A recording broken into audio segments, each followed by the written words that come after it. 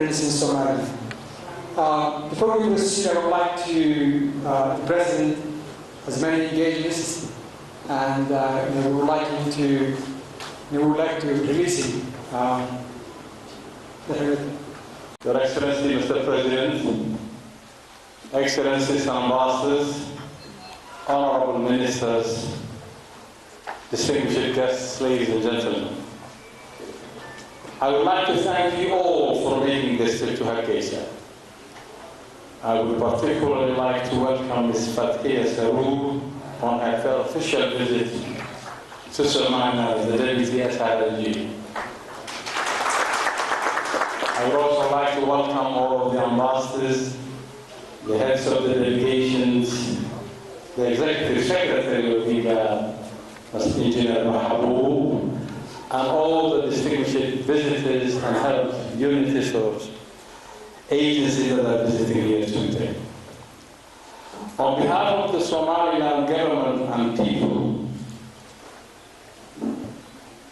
we're very much pleased to have you here to attend this Development Partners Conference, and we're very happy to have you and thank you first for the assistance and the general assistance that you have given to us. We're here today at the 7th High-Level Aid Coordination Forum to take stock of the progress Somaliland has made since the last forum in June, and to examine the successes Somaliland has had in implementing the new deal and Somaliland Special Arrangement.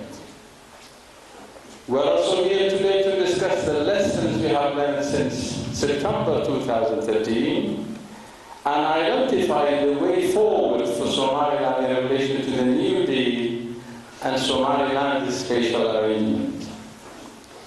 It's clear that Somaliland and the international community are committed to working towards the same goals of peaceful, democratic, and prosperous region. And this forum offers an important opportunity for Somaliland government, civil society, and the donors to engage in a full and a frank discussion about how to make our shared goals a reality on the ground. We're here to move forward and build on over 2 decades of successful peace consolidation, democratization, and institutional building. We have a long-term vision, 2030, with a stable, democratic, and a prosperous society as our endpoint. And we have been working towards the goal since 2012 with our 5-year National Development Plan. As President Ahmed Mohamed Sirani has explained, the Somaliland Special Arrangement is fully aligned with our national plan and provides a way for these efforts to be scaled up in a priority areas. At the present stage, the government has ambitious plans across key areas such as civil society, and justice reform and the rule of law, security and public financial management, among others. With dedicated investment by our donors, we can create the institutional and legal framework necessary to fully realize the new deal principles of a national ownership and mutual accountability. I would like to reiterate that my government's preferred funding choice is the Somaliland Development Fund as our preferred financing mechanism. I would once again like to thank the UK, Denmark, the Dutch, the Norwegians, and others for helping to establish and contribute resources to the fund. We call upon all international partners to channel their support through the SDF as well, and we'll be very grateful to see many agencies that are coming to us today to contribute to the fund. Although Somaliland has already reached an impressive stage of development for the post-conflict country, our future development cannot be ignored. For stability and security to be maintained at home and spread through our more volatile areas of the Horn of Africa, the institutional and international community must take the bold step of inviting my government to the discussions table as a peer to the federal government in Mogadishu.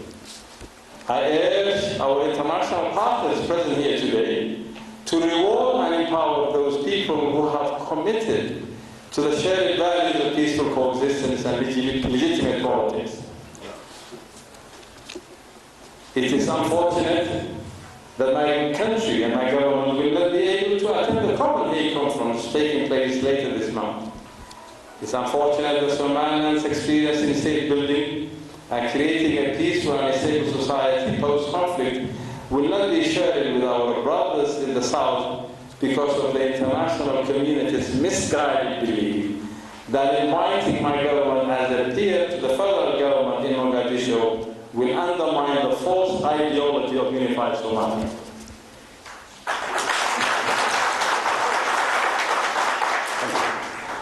It's time that our international partners accepted the reality of the ground, that Somaliland has been and will continue to be a separate entity to federal Somalia.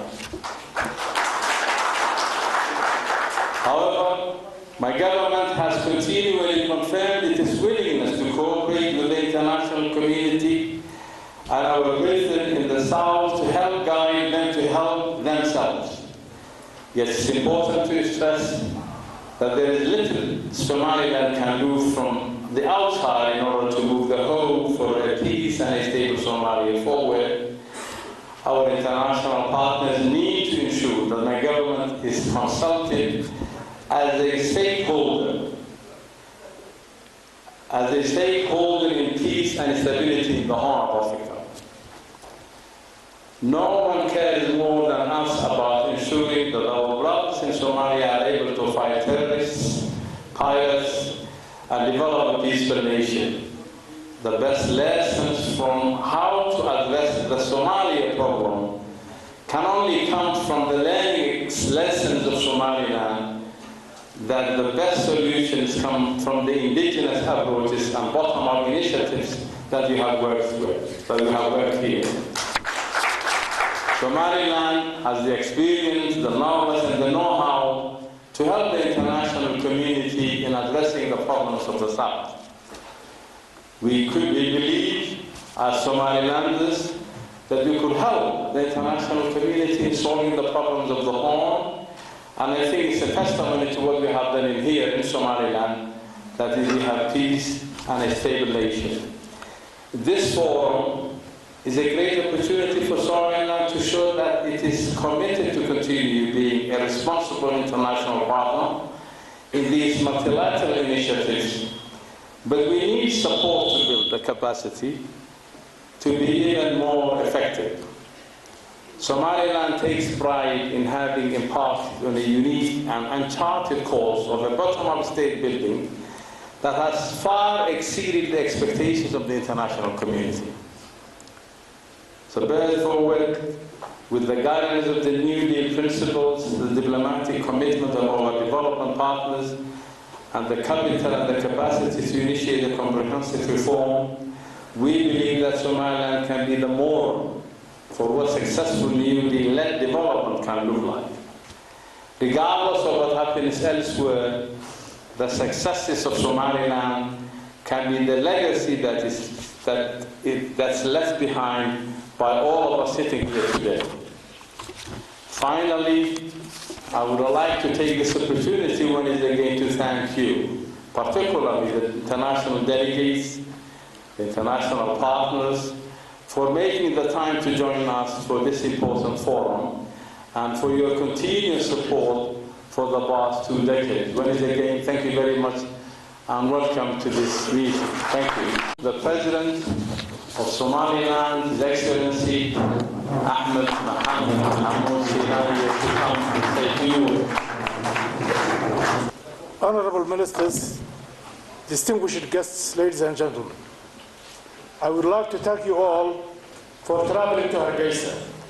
I would like to mention in particular the UN Resident Coordinator's Office and the Danish and UK governments for working with us to facilitate this meeting.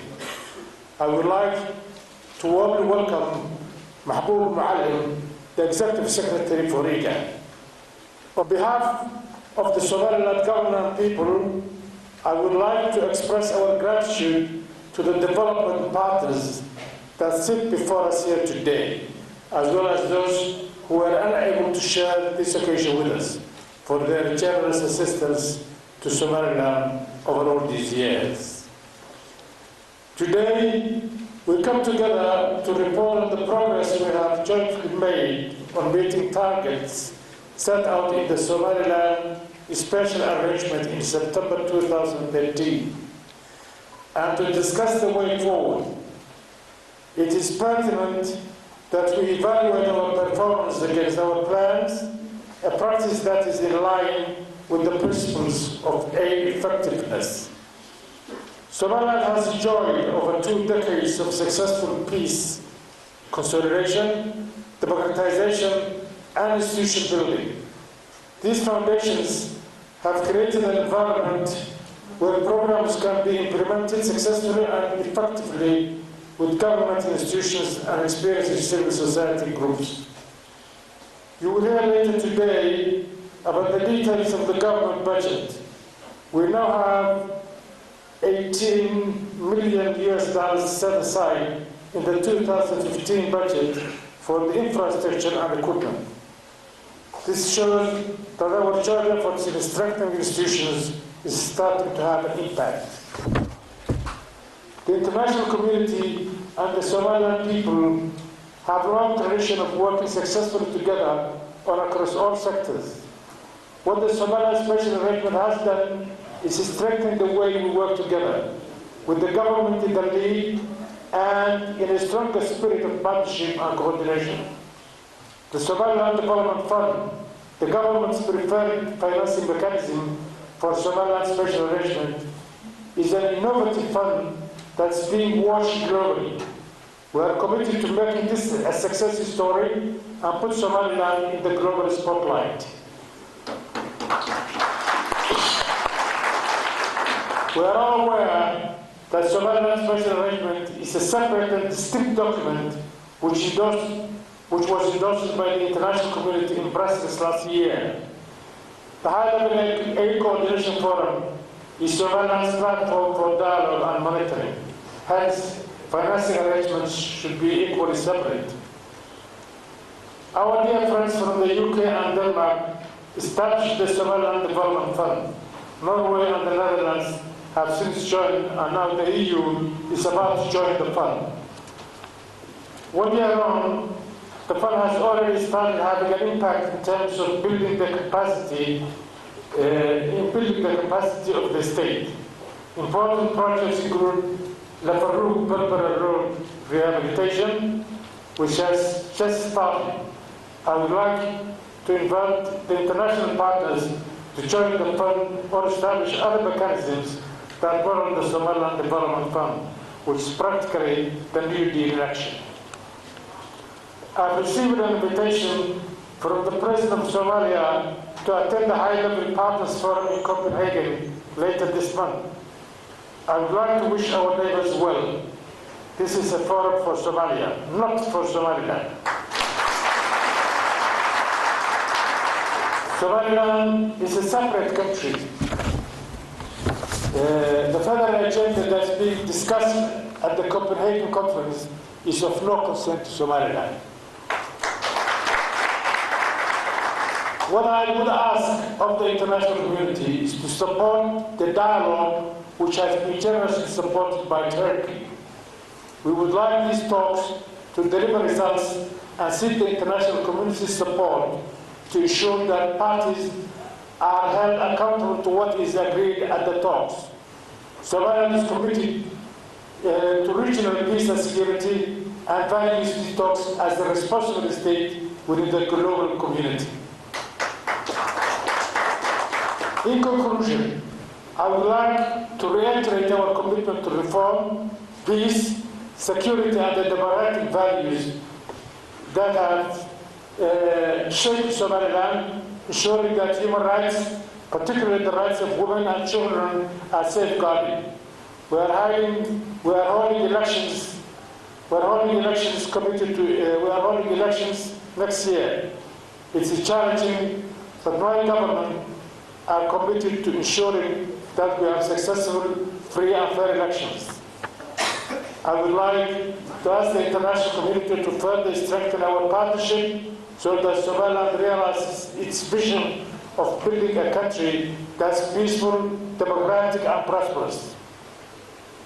I would like to thank the organizing team for the tremendous effort they have made. Finally, I wish you every success for this annual report on the Somaliland Special Rate. Thank you very much.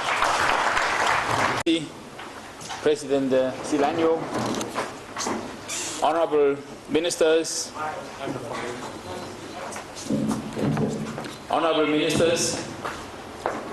Deputy SISD, Executive Secretary from ICAC, Dutch Ambassador, who I can hardly see behind all the cameras, but who is here, I know, colleagues, and really many, many friends that I've got for the many times that I've now been to Somaliland. It gives me a great pleasure to be with you here today, flying in over what has been a good weather you have had recently, seeing all the green fields around, creating a good base for the cattle and the camels. That is the sustained background of this country's economy. Your development partners, as your development partners, we welcome this event. It is well timed. It is 1 year into the delivery against the New Deal Compact and Somaliland Special Arrangement commitments. We hope that the draft annual report of the Somaliland Special Arrangements can be presented at the high-level partnership forum in Copenhagen in November. Our cooperation is a partnership, and as the New Deal architecture lays down, we must ensure that we have shared values to guide our mutual accountability. We will therefore work under the partnership principles in the New Deal Compact. We would like to see more aid reflected on plan, on budget, and more predictable.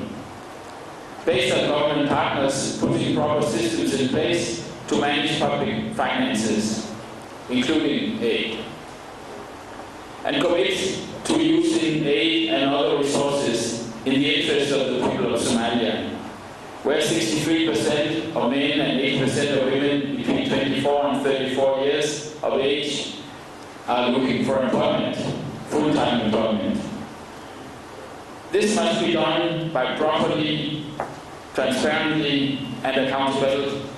We must observe human rights and ensure that the do no harm principles are also applied. But all that being said, Your Excellency, we must be careful not to overcomplicate things. There are plenty of lessons that we can learn from other countries. The Somaliland Special Arrangement is a way of holding both parties to account for our commitments. Reporting is still in its early days, and the traffic light system that has been established is a useful instrument, but might not provide the full picture of the progress that we have seen in Somaliland. Simplicity can be good, but sometimes it does not allow for nuances to appear clear.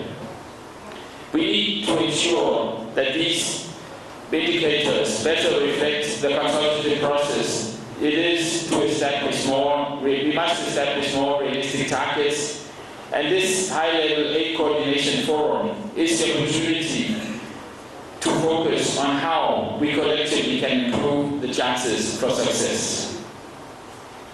We are pleased that the Somaliland Development Fund and the Multi-Partner Fund are operational and starting to fund pipeline projects, such as replacing the main water pipe in Hargeisa, rehabilitating the road between Larafuk, Berbera and Sheikh, as the President was just mentioning, and implementing the government's public financial management system.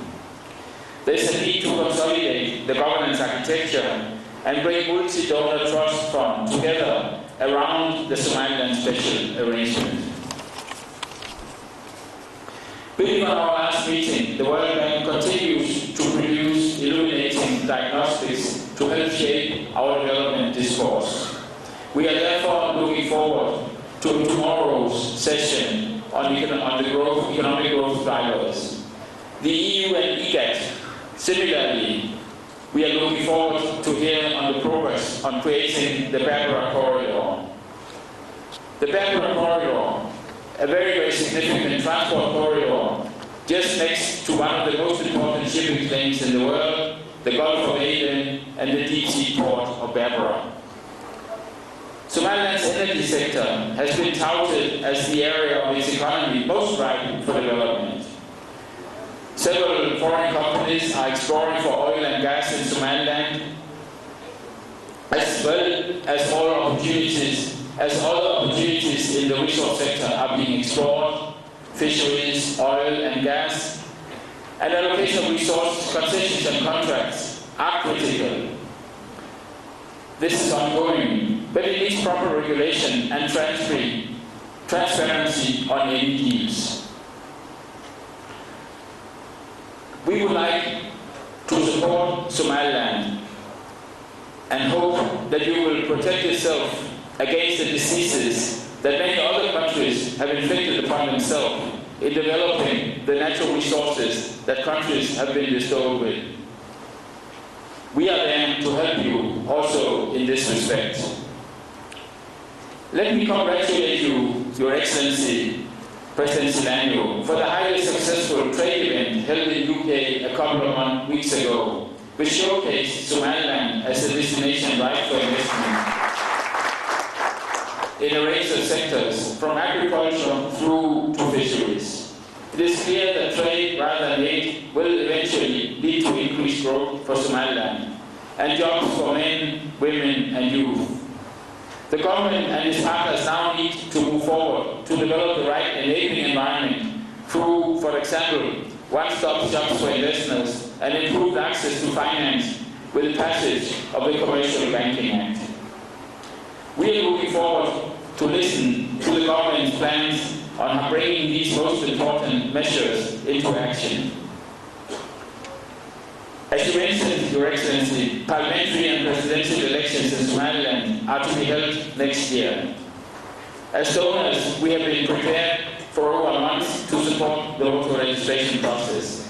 The bids are still sealed and waiting to be reviewed. The bottom line is parliamentary endorsement of the new National Election Commission and an amendment to the voter registration law. We welcome the first female commissioner. Combined elections next year, encouraged by the international community. Women's political participation and a free media. These are the beacons of a free and fair electoral process. Somaliland stand out in the region. We are with you in taking the next step in your democratic development.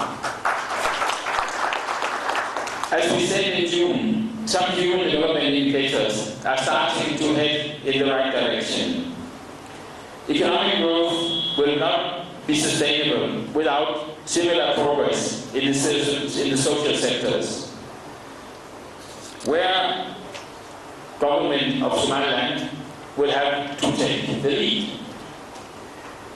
As government finalizes its budget, we therefore encourage the government of Somaliland to increase the share of its budget for health and education, which needs to be complemented by strengthening ministerial capacity and a commitment to merit-based recruitment into the civil service. We are fully aligned with your government's focus on increasing national revenue generation and increasing the size of the national budget, shifting from customs-based to inland revenue. A cultural shift for many, but the social contract must include improved services for the men and women of Somaliland. As in any democracy, the contract that the government has with its people need to see benefit for the people, for the taxpayers, so that they will continue to support the efforts of the government. Let me just mention land. The medium-term policy is needed to ensure that conflicts potential are reduced. The Somaliland Development Forum has been requested by the National Planning Commission to undertake an investigation into a number of aspects of the land governance situation in Somaliland for the purpose of providing an updated information on land governance laws, the system and processes on property rights, men and women's perception on the equity and appropriateness of the system, and how people will perceive improvements. This can be an important task in the future. Mr. President, as we look towards 2015, and in the spirit of mutual accountability, let's set some key milestones for the year ahead. The New Deal 8 architecture has shown to be useful, but I also believe that a clear government-led process is needed to refresh the technical working groups and in some cases establish new peace, state-building working groups, and clarity on the relationship between the technical groups and how the Somaliland Development Fund governance structure could absorb the decision-making processes of the new multi-donor trust fund and the role of the top of this aid architecture being this high-level coordination forum. We need to have a look and see how we can get this to function extremely and even better than we see at the moment. Finally, finalize and submit legislation to Parliament on banking, a fit-for-purpose public financial management system, a new roads commission, and an amendment to the voter registration law, and a new electoral law, including a new quota for women-only parliamentary seats. Mr. President, built on the Somaliland Special Arrangements reporting, we are endorsing today to establish a simple and clear monitoring framework with mutual accountability at its core. Mr. President, ministers, distinguished delegates, thanks a lot. Thanks for giving me time to speak. I'm looking forward to the next day of deliberations on this important topic that we have in front of us. Thanks a lot. Dear ministers, ambassadors, dear friends and colleagues, I speak with emotion because I was in Somaliland some time ago, and it is my privilege to be invited to be back with you today. It's a privilege because it's a crucial time for Somaliland and for the work that is being done by my colleagues in relation to the special arrangement for Somaliland. I'm not very good at speeches, so please forgive me if I don't give you a speech. But I'd like to share just a few reflections with you. Why reflections? I think it's a very important forum in the sense that we're looking back at 1 year, work, hard work, achievement, and we're casting our eye onto the future in relation to the special arrangement. When I came to Somaliland some time ago, I came at the request of the Minister of Planning to support them, and I traveled around Somaliland quite a bit. There was one thing that I took back to New York with me, and that thing was the determination of the people of Somaliland to protect their independence, to make sure that they will be continuing to support their development. I shouldn't be saying that because it's not a political speech. I don't believe in that. But I was really, I admired that determination, and I took it back with me, and I continue to advocate that we, the international community, should support that determination to build a peaceful, stable, and developed country.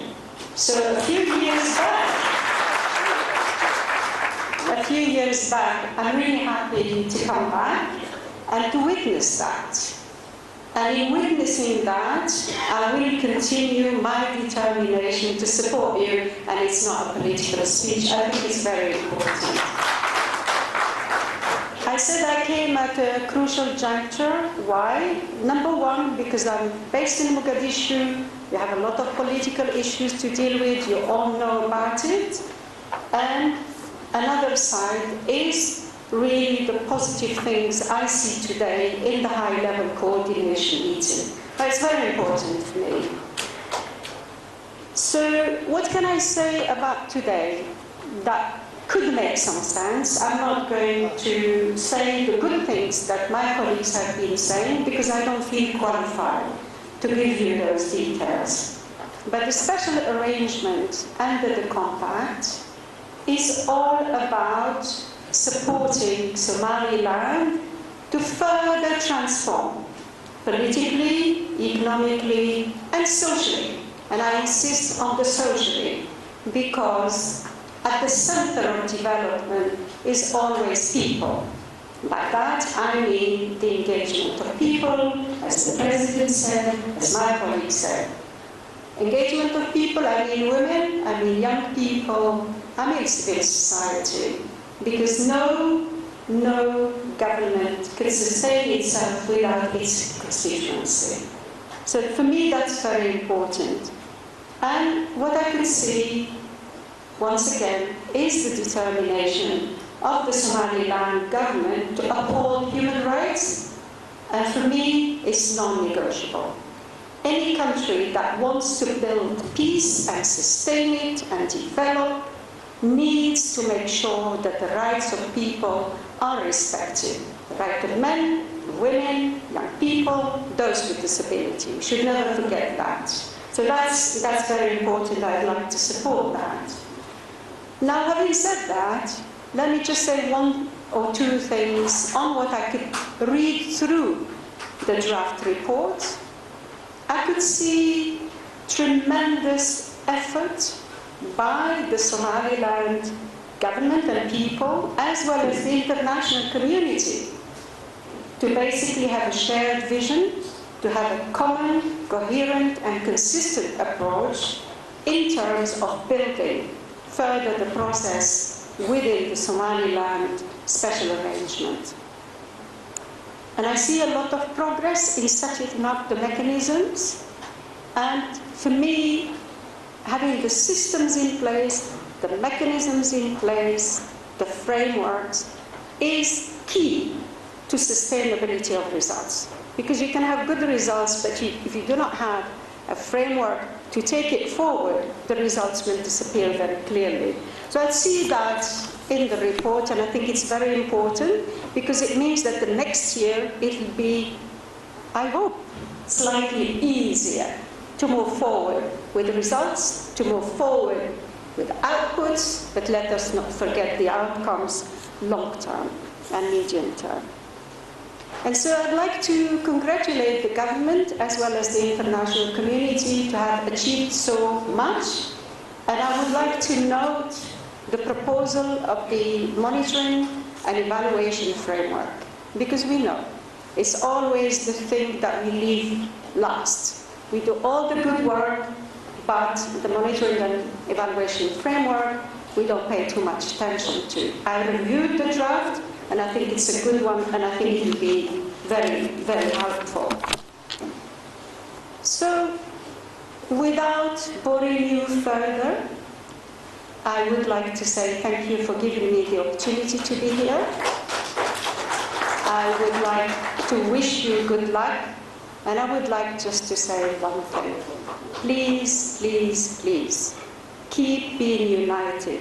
Please, please, don't forget your goal to remain united, to remain focused, to remain forward-looking in the transformation of Somaliland. And Allah be with you, inshallah. Thank you very much.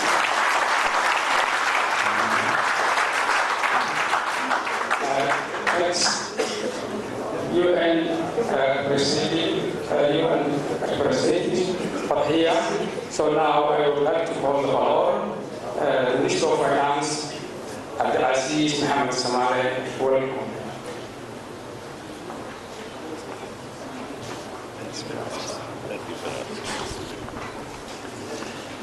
بسم الله الرحمن الرحيم. الحمد لله رب العالمين، والصلاة والسلام على أشرف المرسلين سيدنا وحبيبنا محمد وعلى آله وصحبه وسلم. وبعد السلام عليكم ورحمة الله وبركاته. مدحوينها جمهورية الصوماليلان مدن أحمد محمد محمود سيلانيو وسيدنا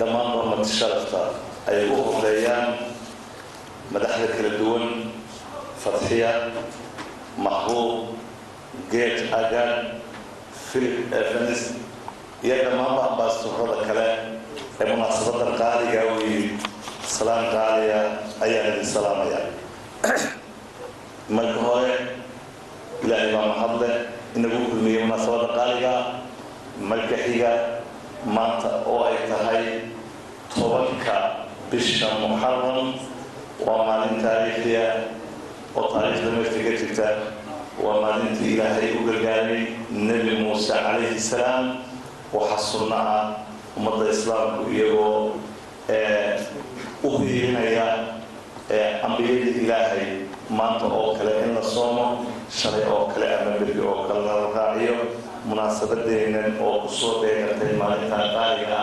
سيقارا أي تيمان قارا إنه لا iyadoo kooban ayaa ka oran waxqabadka xukuumadda umaanta madaxweynaha u yahay mudane axmed maxamed maxamuud silaani oo xaqiiqatan ah xukuumad ku suntan horumarka jamhuuriyadda Soomaaliland waxa weeye waxalaaliya waxa u qabsoomay laga soo bilaabo 2010 ilaa 2014 dhammaadkiisii oo maanta ku jiro waa horumar iyo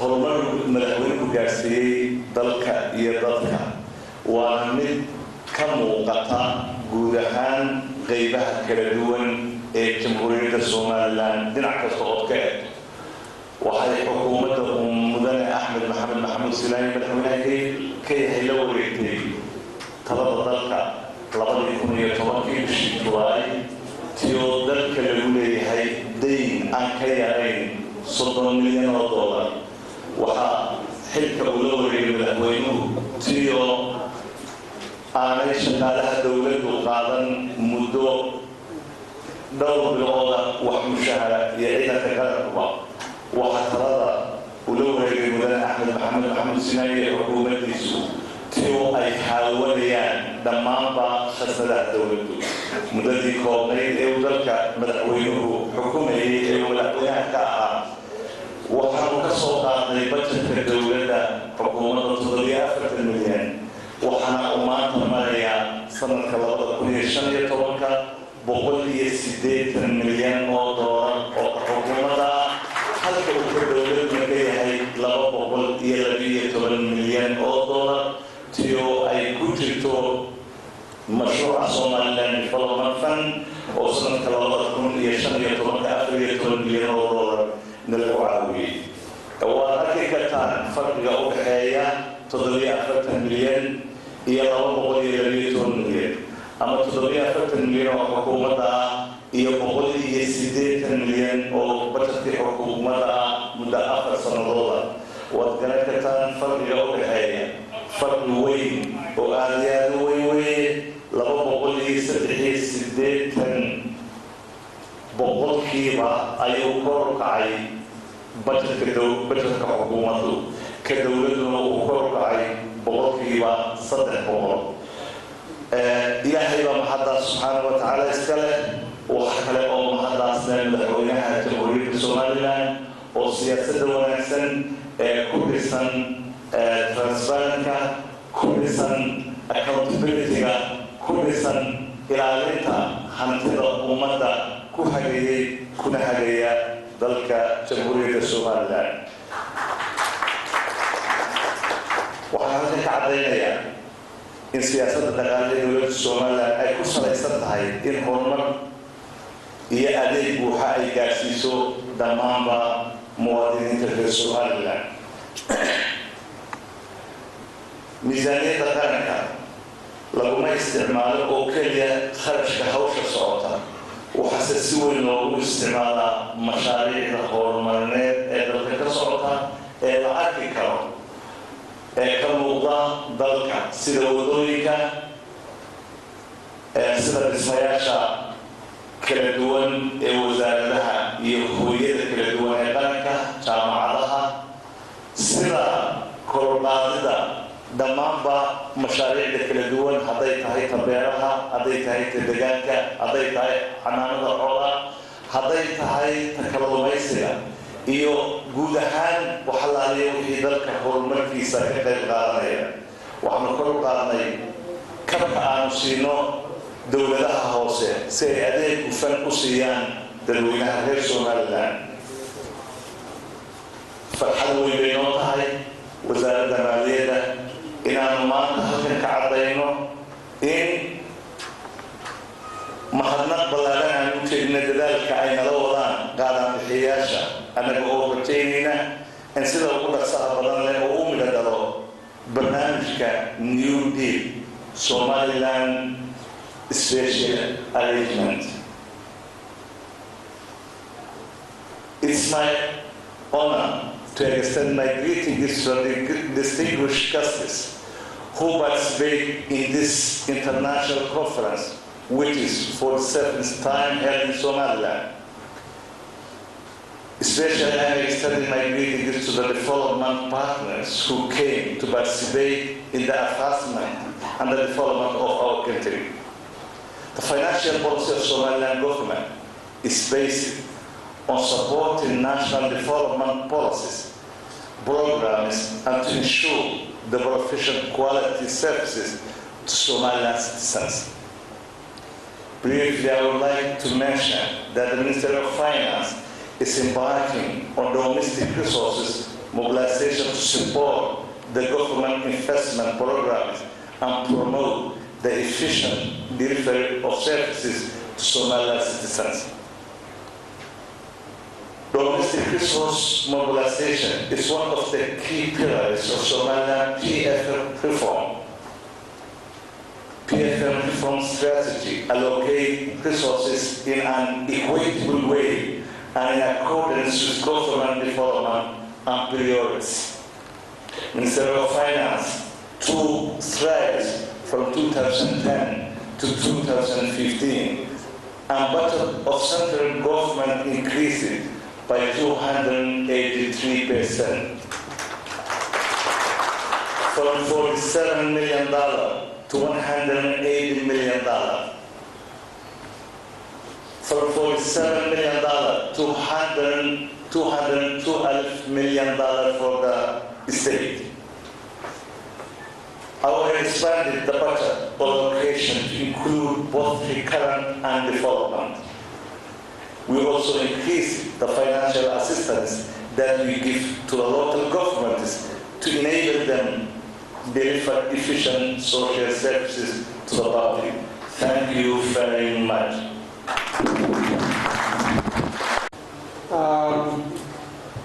I'm going to present a summary of the first annual report of the Somaliland Special Arrangement. You have the hard copy of the report. It's a 75-page long report. You have also a summary from the 6 pages, which I'm going to present here.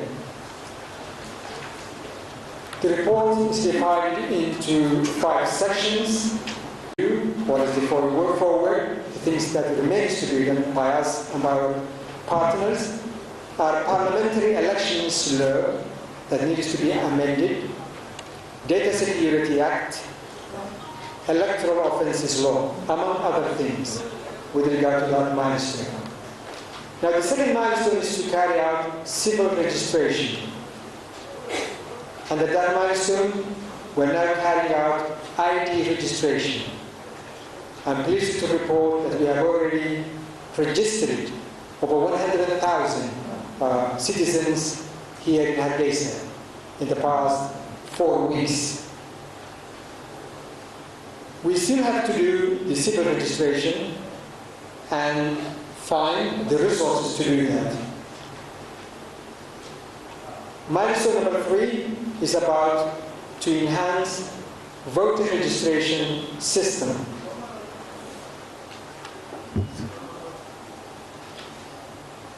Now, the voter registration system was piloted. That was one of the first steps we have taken towards the elections next year. A new National Election Commission was appointed as well. And in that new commission we have a lady. Right. But we have still to do voter registration, and it's a task between us and our partners. We also need to have government donor election blueprint or plan. We don't have much time left to the elections, so there's a lot to do in here. Now, milestone 4 is to strengthen political parties' policy development capacity. And what we have done so far is increase the budget allocation for political parties in the next budget for 2015. Political parties are very important institutions. If political parties are properly run and have the capacity to develop policies, then that will contribute significantly to the development of the democratic process in the country. If political parties are weak, then that doesn't work very well for democracy and the democratic process. So political parties are really very important, is the message here. Now, the next milestone is about strengthening legislative review and oversight capacity of the Parliament. Now, it's very important that our Parliament has the capacity to initiate laws, to review laws, and to legislate. That, of course, requires not only just experience through the years, but it's a technical matter, and here we need technical support for the Parliament. The next milestone under the priority to increase parliamentary accountability is to improve constituency outreach and communication. At the present time, there is a disconnection between the elected members of Parliament and the constituency because members of Parliament do not have the facilities and the structures to go back to their constituencies and consult with them on a regular basis. And we need support on that. We need transport facilities, we need office facilities, and we need also technical assistance to support members of Parliament. The next milestone is about, under the strengthened relations between citizen, state, and media priority, is to strengthen legal foundation for press freedom. Press is extremely important for the democratic process, and we recognize that. And that's why we have a free press in this country. However, we need to have a media law reform, we need to have a media code of conduct, and we need to have an arbitration mechanism where there is a feeling that the press has trespassed, which is lying. We don't believe that impressing journalists is the answer. I think we need to find a better way. The next milestone is to improve media sector capacity and professionalism, and that's why we have sometimes difficulties due to lack of professionalism within the journalists. We need a journalism academy, and we need also a fund as well as technical assistance to support the media. And the final milestone in the first PSG is to enhance government communication with the public. It really all comes to communication. It's important that there's a good communication between the government and citizens to avoid misunderstanding or to leave a communication gap which then will be filled by people who do not have the interest of the citizen of the state in their heart. I think that sums up the milestones and the progress of the state in which we are and the way forward under the political inclusiveness PSG 1. If we go to the second PSG, and that's on security, the objective is to build capable and accountable security institutions. Under this PSG, we have 4 priorities. First priority is to safeguard the security of Somaliland's waters. Second is to develop a civilian police force that's capable, responsive and accessible. The third priority is to secure our borders. And the fourth is to develop a reformed security sector architecture. So here are the key words or phrases as far as the priorities are concerned are security of the waters, civilian police, borders, and security architecture. We have 6 milestones here altogether. Under the first priority, we have 2 milestones. The first one is to build the capacity of the Somaliland Coast Guard. Now we have done already here, we have already an anti-piracy law. We have also trained the officers. The training has been supported by the EU, UNODC, and the UK as well. Some of the Coast Guard facilities have been also rehabilitated. As a way forward, we need to build the capacity of the administration of the Coast Guard. We need to equip them and give them the infrastructure that they need. We also need to support the Maritime and Fisheries Academy and build this training capacity. The second milestone under that first priority is to strengthen monitoring and judicial capacity, and under that, our progress includes regulations on registration and licensing of fishing vessels approved by the Ministry for Fisheries and Marine Resources. So now we have regulations which allow us to register fishing vessels. There's also a draft of the Somaliland Coast Guard law. So these are 2 things that we have done under that milestone. But things that need to be done are patrolling capabilities. Still, the Coast Guard is under-equipped, and we need more boats to be able to patrol our waters. We also need monitoring and surveillance systems, and we need maritime laws and regulatory framework. Under the priority, develop a civilian police, we have the milestone, improve access to trained and responsive police. Under this, we have carried out, we have completed 2 model police stations with focus on community relations. Here, the purpose is to bring the police force closer to the community, to put them closer to the civil society. Because we believe that without the participation of the community and civil society, the police are in no position to ensure the security of the country and the citizen. But the things we need here are, for example, crowd and riots control capabilities.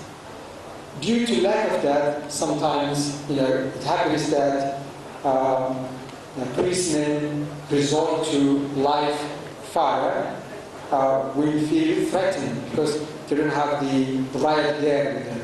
or they don't have the appropriate training to deal with riots and crowds. We need also training on community relations, and we also need community awareness raising campaign on their rights, because the citizen should know his or her right as well.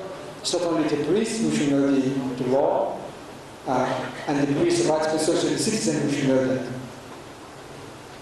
And we should also strengthen district safety committees. In each district we have a security committee, and these need to be strengthened. Under priority 3, secure borders, the milestone, we have a milestone that says reduce levels of human trafficking. Under that, we have established, the President appointed a ministerial committee on what we call tahrir, or youth migration.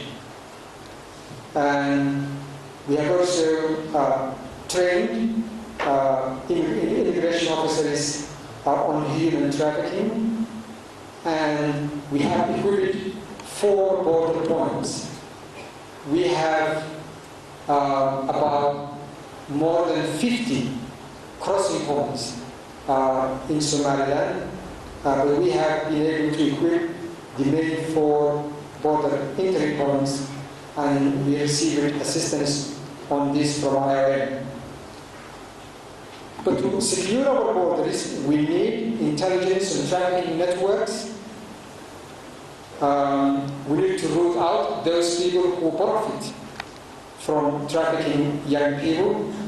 We need human trafficking legislation. We need help centers and hotlines for victims of human trafficking. And we need to build the capacity of our border police. Under the 4th priority, develop a reformed security sector architecture. We have the milestone to establish national coordination mechanism. Now under that, we have installed some IT capacity within the Ministry of Interior, and we have trained our officers on intelligence and information sharing and information gathering. But we have still to do national security strategy. We also need a national security coordination committee to coordinate the different security sectors. And under the last milestone, which is to decentralize security structures. I haven't really reported here much progress, but I did note that we need integrated regional IT and infrastructure security system. We need to devolve the security responsibility to the regional level and to the district level, because that's the most effective way. But at the same time, we need to have a system whereby regional and district level security systems are interlinked. Now to go to the 3rd PSG, which is justice. The Minister for Justice is going to provide a more detailed report on the status of the justice, but I have here just a few summary. The objective of the justice PSG is to improve access to an efficient and effective justice system for all. Now here we have 4 priorities and 10 milestones. And the first priority is to strengthen the capacity of the courts. Second priority, to have a responsive and accessible justice system that promotes human rights. And the 4th is the protection of women against sex and gender-based violence. And finally, the 4th priority here is an investment in infrastructure to improve access to justice. Now here we have 10 milestones. And the first one is to establish a case management system. In terms of progress, we are piloting in one district and one region the case management system, and we need to roll out that case management system that's now being piloted in that one district to all the regions. The second milestone is to establish legal training and resource center. And progress here is reference manuals for the legal professionals have been already produced. So that's something that has been done. But we need legal training and the resource center for the ministry. The third milestone is to strengthen the capacity of the Higher Judicial Council, which is the most important component in our justice system. Now here in for reporting, we have technical support being provided by UNDP and UNODC, working on procedures and guidelines for the High Judicial Council. So something has been done already for them as a guide, but we need much more than that. And one of the things we need is a good working environment and facilities. Sometimes their work is compromised due to lack of facilities and equipment and transport as well. The fourth milestone is to clarify the lawmaking procedures and roles. Now here we have succeeded in putting together a standardized legal terminology, and that was done with the support of ODC, UNODC. There has been also a review of the penal and the civil codes. So these two things have been done. But what remains to be done is to have a process map for drafting, reviewing, and amending laws. We also need to have a legal reform strategy. The second priority, under the second priority, we have three milestones. The first one is to institutionalize alternative dispute resolution mechanisms. Now here, not much progress has been made, but we need to have a legal framework for the alternative dispute resolution mechanisms in criminal cases and in civil cases as well, and we need to power them. We have a traditional way of resolving conflict, and we need to formalize that informal traditional system, because that will take off the burden from the courts. Now the next milestone is to equip mobile courts. Now here I'm pleased to report that we have now 6 teams working in the regions. But that's not enough. As you might know, almost half of our population lives in nomadic life. They don't live in cities. And we need to bring justice to them. They cannot come themselves to justice. So we need to take justice to them, and that's why we need mobile courts. And we need here vehicles, and we need training mobile court teams, and also financial support for these teams to function. The third milestone under this priority is to access access to public defenders.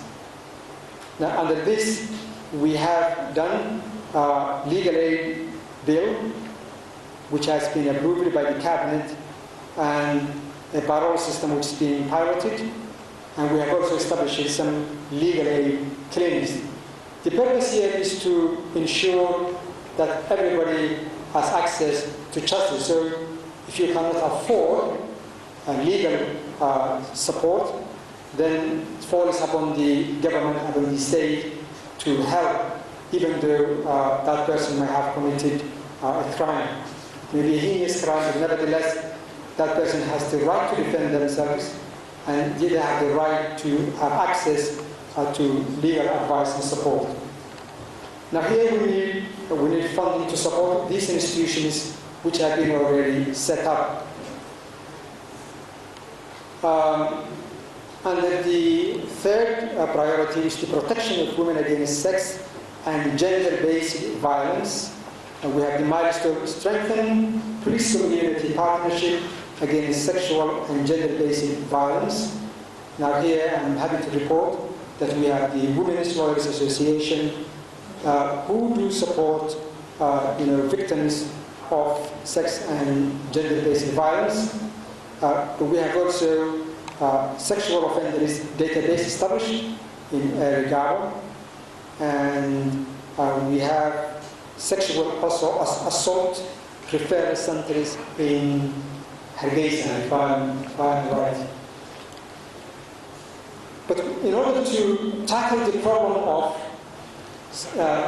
sex and gender-based violence, we need justice sector SGBV case management system, and we need also to strengthen the department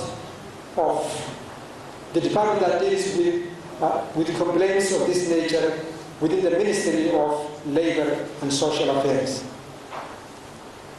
Under the fourth priority, which is investment in infrastructure to improve access to justice, we have two milestones here. The first milestone is to improve Ministry of Justice infrastructure, and here I'm pleased to report that construction now is underway in Lasano. In fact, it's completed in Lasano and Arigaro as well, and we built a beautiful headquarters here in Hargeisa. But the ministry needs an IT system to be able to function properly.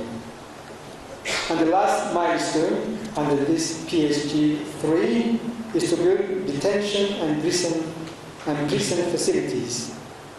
Now here, some of the prisons have been rehabilitated, to mention the prisons in Buro and Mandela.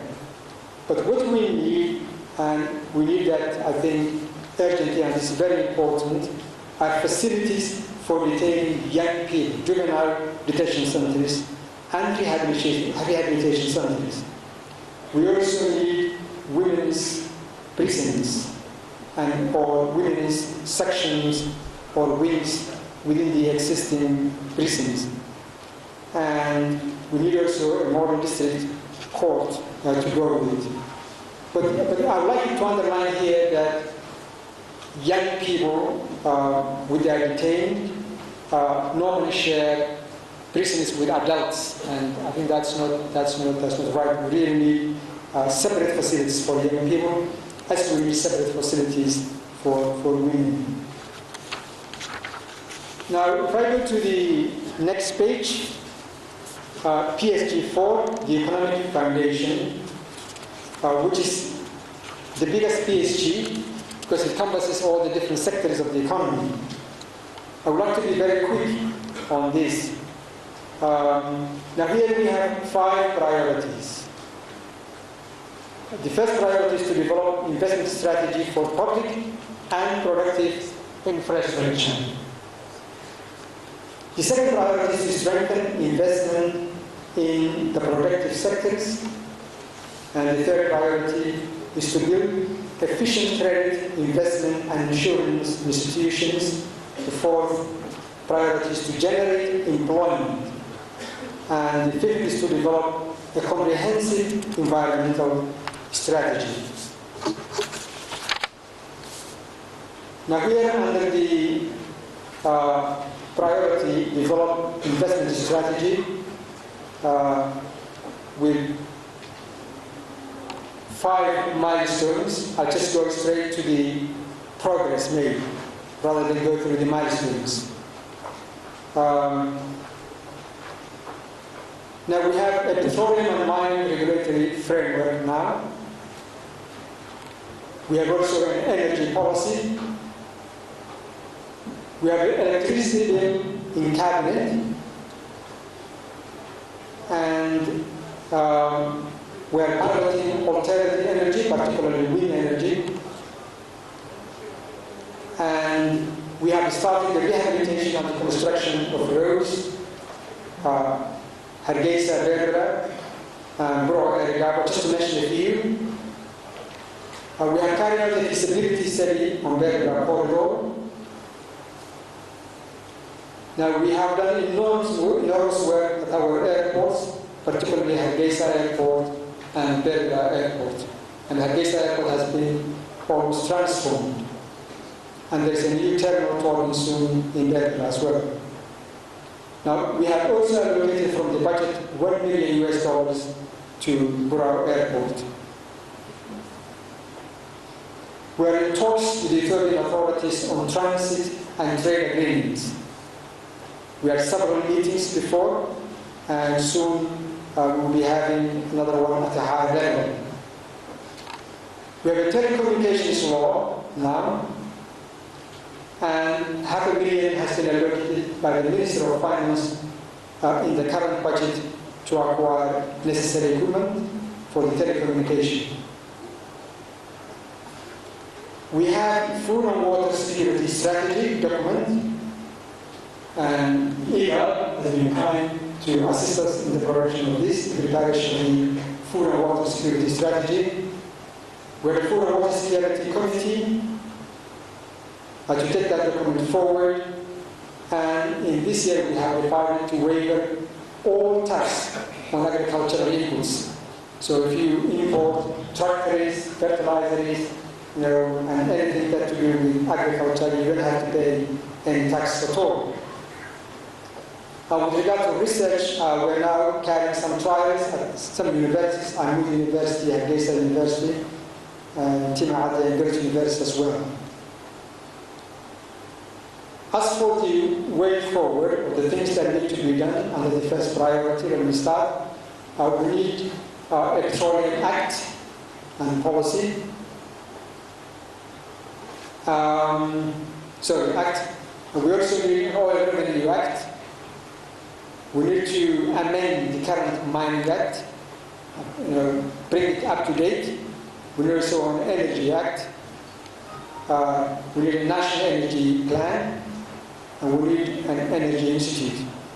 Energy is extremely important because the economy cannot develop without accessible, affordable energy. And energy in this country is not at the present time affordable. It's extremely expensive. So we really need urgently to do something about energy. We also need National Infrastructure Development Plan. The government have already allocated in the next budget 18 billion, as the minister has pointed out. But we need to have a comprehensive national infrastructure development strategy.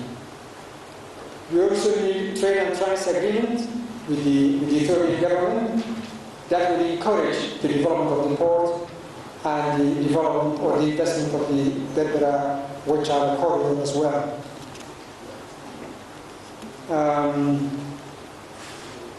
With regard to telecommunication, we need to facilitate interconnection between the mobile companies. At the present time, we have two main mobile companies, and you cannot communicate. If you hold the set of one, you cannot communicate with someone who is a customer of another company.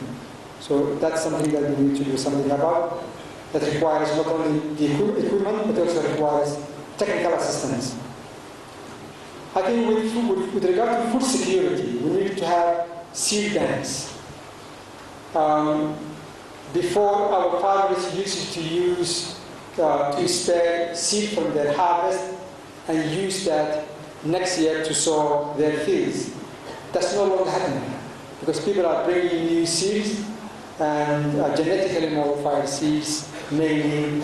So we really need to have a national seed act and seed banks as well. We also need to have a national food reserve because we are victims of frequent droughts. When droughts come, and we lose stock, and we cannot farm and produce from our agricultural sector. We normally send appeals to the international community to come to our aid. I think we need to prepare ourselves for these eventualities and have national food reserves. But of course, we need international community assistance in realizing that. Equally, we need fodder banks for livestock to help sustain or minimize the loss of stock when we have droughts. As far as the fishing sector is concerned, we need a national cold chain more than anything. I met someone here this morning, and he told me that they have lost 6 tons of fish because they could not find a place to store. There's a small facility in Bergen, which is run by Somaliland Fair Fishing, a Danish NGO, and their capacity is just 10 tons. And he said it's full. So whatever they cannot store and cannot sell, they have to throw it away, which is really a shame. So we need a national cold chain for the fishing sector. As far as the research and extension is concerned, I think it's very important that we have national research stations. We used to have 2 or 3 research stations in this country, but now we don't have any properly functioning research stations, and you cannot develop agriculture without research and extension. Sadly, we import up to 85% of what we consume at the present time. And we also need to be able to produce our own food. We need to encourage cooperatives and associations. At the present time, we don't have any institution or authority which specializes in supporting co-ops. I think that's really what we need. We need also an industrial policy, and we need industrial zones and states. One of the biggest problems people have, those who want to invest in industry have, is finding a space, an affordable space. And I think it's very important that we have and build industrial estates where someone can come in and just rent a space where you have everything already put in, the electricity, the water, the sewage, and everything. As far as the early warning system is concerned, I think we need to have a national drought information system and an early warning center. We have now an agency which is responsible for that, but the capacity is so low that it can hardly do any early warning, an early warning report. FSNAU under FAO is mainly responsible for that. But we need to transfer that FSNAU capability to our local organization, to the Ministry of Agriculture or to NERC. We're going to the next page. I'm still on PSG 4, the Economic Foundation. Now here again, I will just go through the things that we have done. You have the sheet in front of you. You can check the milestones. And under the milestone, establish a one-stop shop under the priority efficient credit, investment and insurance institutions. We have already a one-stop shop for company registration almost complete in Hargeisa and to be completed in Berbera and Bora. And that was with the help of the World Bank, funded by Geneva and different. We have also set up within the Ministry of Trade and Investment a one-stop shop investment unit where prospective investors can come, get all the information they need, and can get help, not only before they invest, but even after the investment as well. We have the Central Banking Act now ready. We have also the Islamic Banking Act passed and removed by Parliament and done. We have an Anti-Money Laundering Act now in a draft form. We have also the banks, central banks also working on a Remittance Operators Act, which is almost ready now. And in terms of credit facilities or financial support, we have also the Somaliland Business Fund, a scheme which is also run by the World Bank and supported by David and Denise. And under improved business environment, we have an investment strategy already in place, and we have a new Companies Act in a draft form as well. So plenty of things has been done in this regard. But if I go, before I go to the next priority, maybe I should just mention or go through the list of things to be done. Now here I said we need a regional one-stop shop offices in all the regions, not just in Hargeisa and Berbera and Bro. We need also to be able to register companies online. We don't have that facility at the present time. The Conventional Banking Act is in Parliament, and the Ambassador has alluded to that. But we need also an Insurance Act. We don't have insurance in this country yet. We also need a Microfinance Act, and we need definitely to build the capacity of the central bank. We need to have a business environment reform, just as we have public finance reform and we have civil service reform. We need also a business environment reform because the doing business survey carried out in Hargeisa in 2012, I think, shows that that we have a long way to go to be competitive in creating the right environment for investment. We also need public-private partnership. We are more and more going in that direction, but without the necessary act. Whether we have a policy, but we need to legislate and act to guide us to make sure that we're getting the best deal for the public. We also need business incubators to encourage particularly startups by young people.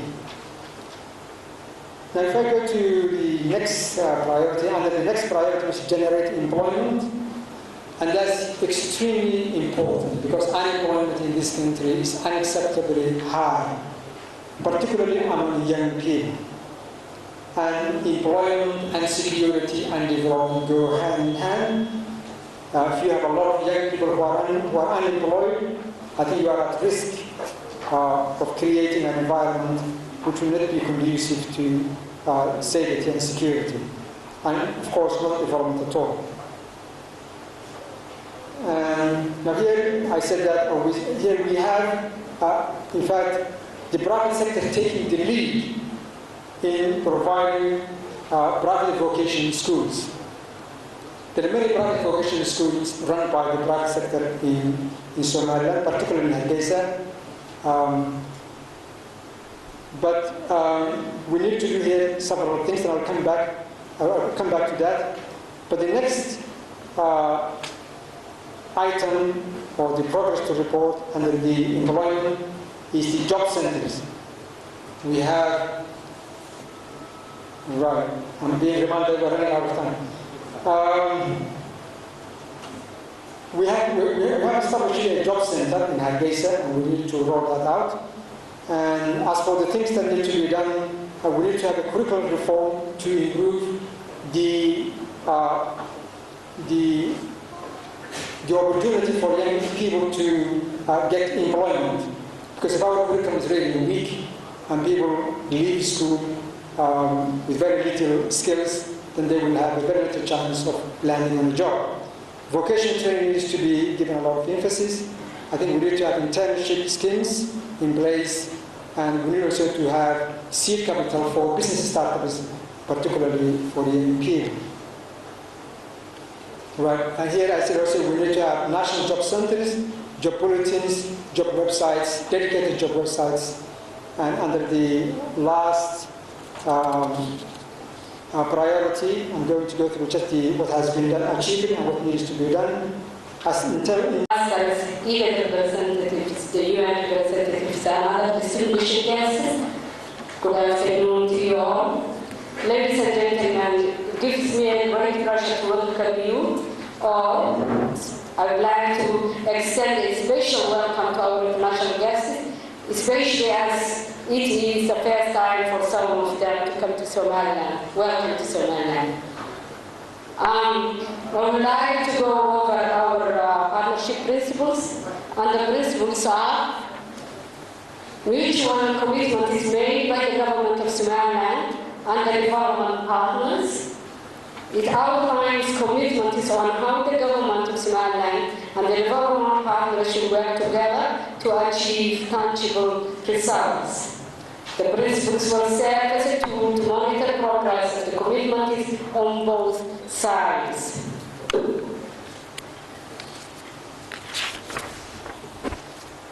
The agreed upon principles are as follows: development is Somaliland-owned and Somaliland-led initiative. It is literally Somaliland-led and Somaliland-owned initiative. Aid is aligned with the government priorities and policies. Aid operations are designed and delivered in a partnership with the government institutions such as the ministries and agencies. Aid is provided in line with the government budget cycle. This helps to strengthen the government public financial management systems. It channels through preferred instruments of the government such as the SDF and SDF. It supports institutional capacity development. Aid is provided in a coherent and coordinated way after money is literally avoided. It is transparent and predictable, provided in a conflict-sensitive manner.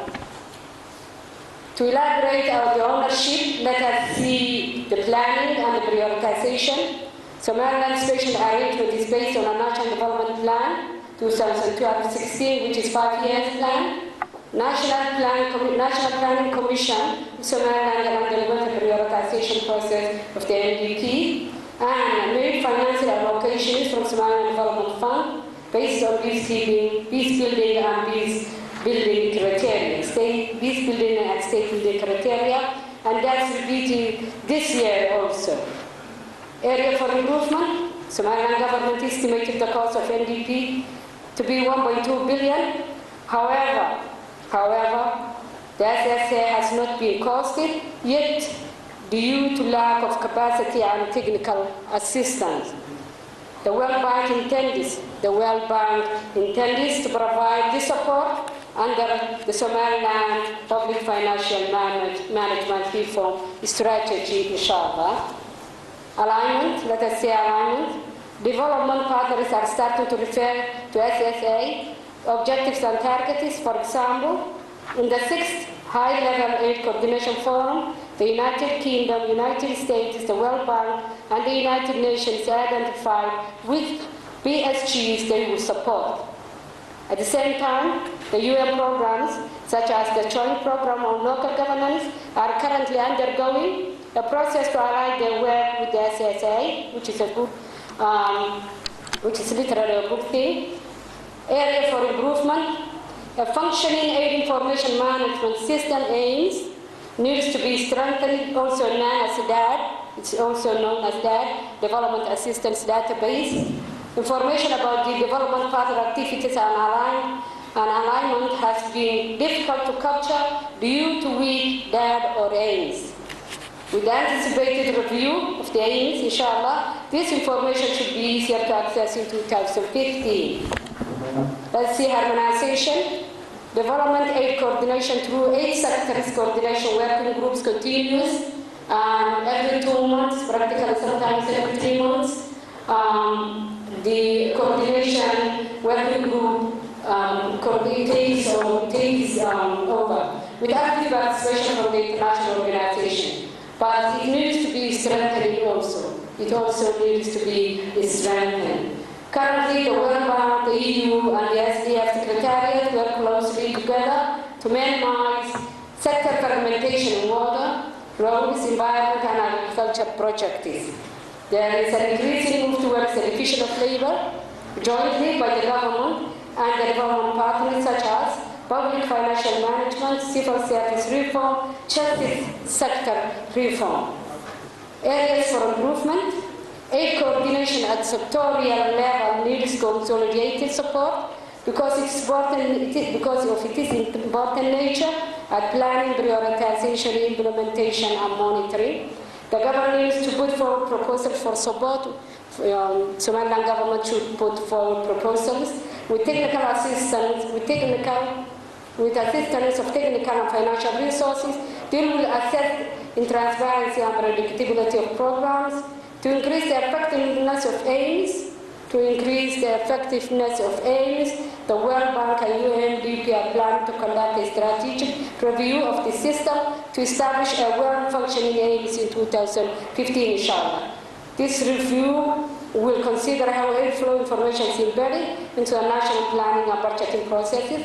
Currently, the SDF is the only fund which has a ceiling for each year based on the funds available, and it's the only fund that provides a degree of predictability. Sure.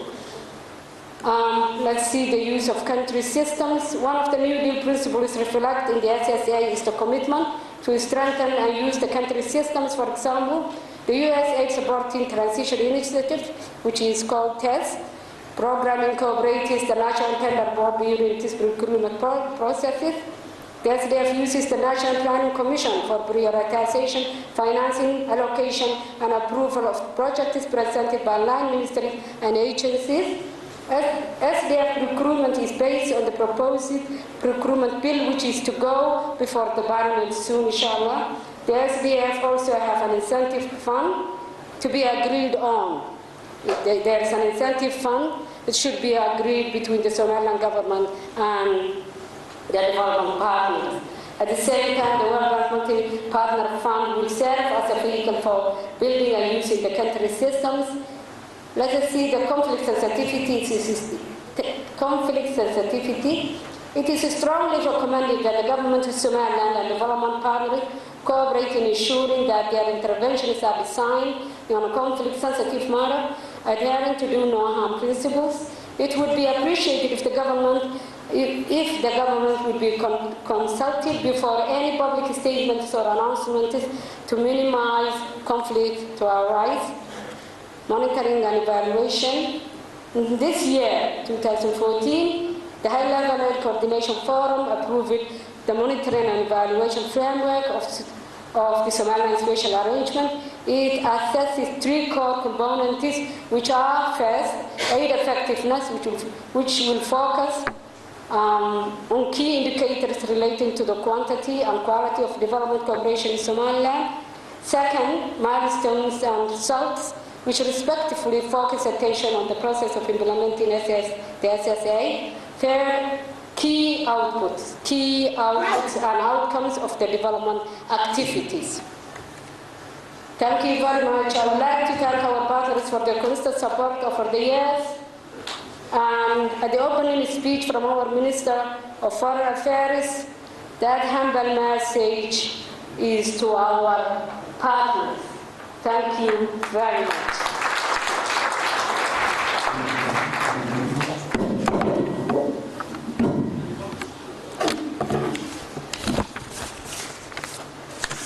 And all of the hardworking folks in the ministries and the development partners who helped draft this report. I think this provides us with a very clear sense of what both the challenges are, but mostly what are the achievements. I wanted to just ask a question related to a lot of the parliamentary acts that seem to still be floating out there that I think are all critical to improving the environment in Somaliland for economic growth, but also in the justice sector and in many of the key sectors. Perhaps the minister can provide us with a little bit more information on where some of these key acts are. So the Banking Act, the Energy Act, all of the key acts that I think are really important to opening up, unlocking Somaliland's potential in the economic sector. Thank you. Acts still stuck in Parliament when we need them. I think the answer to that is that, well, first, I think we have submitted 8 bills to Parliament, which are still pending. But we have also since 2010, we submitted 29, I think, or 28 bills, which passed. So Parliament hasn't been that unproductive, but I think, but I think it's the right questions. Why? Why does it take so long? And my belief is that, I mean, they will have to answer that question themselves. My belief is that I think we need some technical assistance in there. I really would like to see a technical unit attached to Parliament with regard to the, how to conduct reviews, proceedings, how to, finalize bills and things of that sort. I think technical assistance is one of the main reasons why laws have been stuck. There are few, I think at least I can recall one, which is the Banking Act, the Conventional Banking Act, which has to do with the Constitution. There's a Constitution issue, holding that law. But for others, I can only think of the need for technical assistance.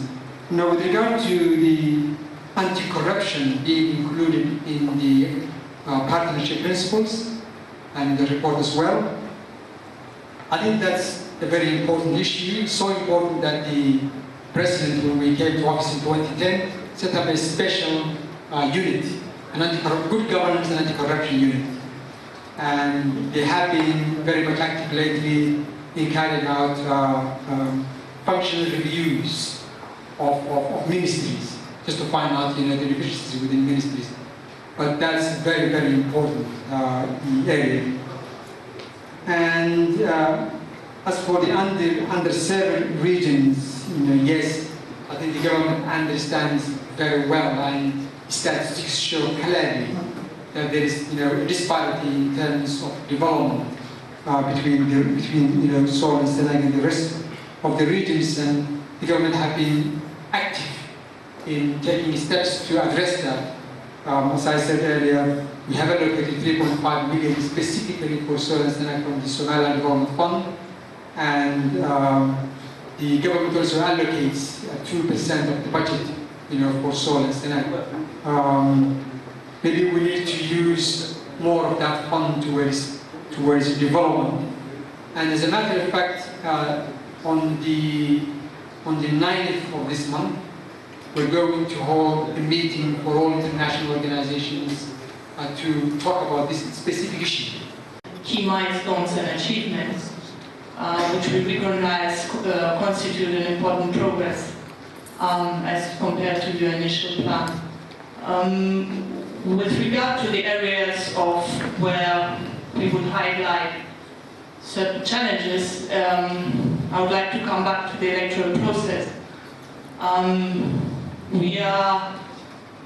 We see that certain steps have been initiated, and we are supporting with quite a substantial amount also the preparation of the elections, but we are also concerned about technical and political reasons possibly delaying the process. So once we understand that, as we say, bills before Parliament cannot be influenced from the executive, and that possibly there could be a delay, we would recommend that there is a clear roadmap and deadline set for the electoral process.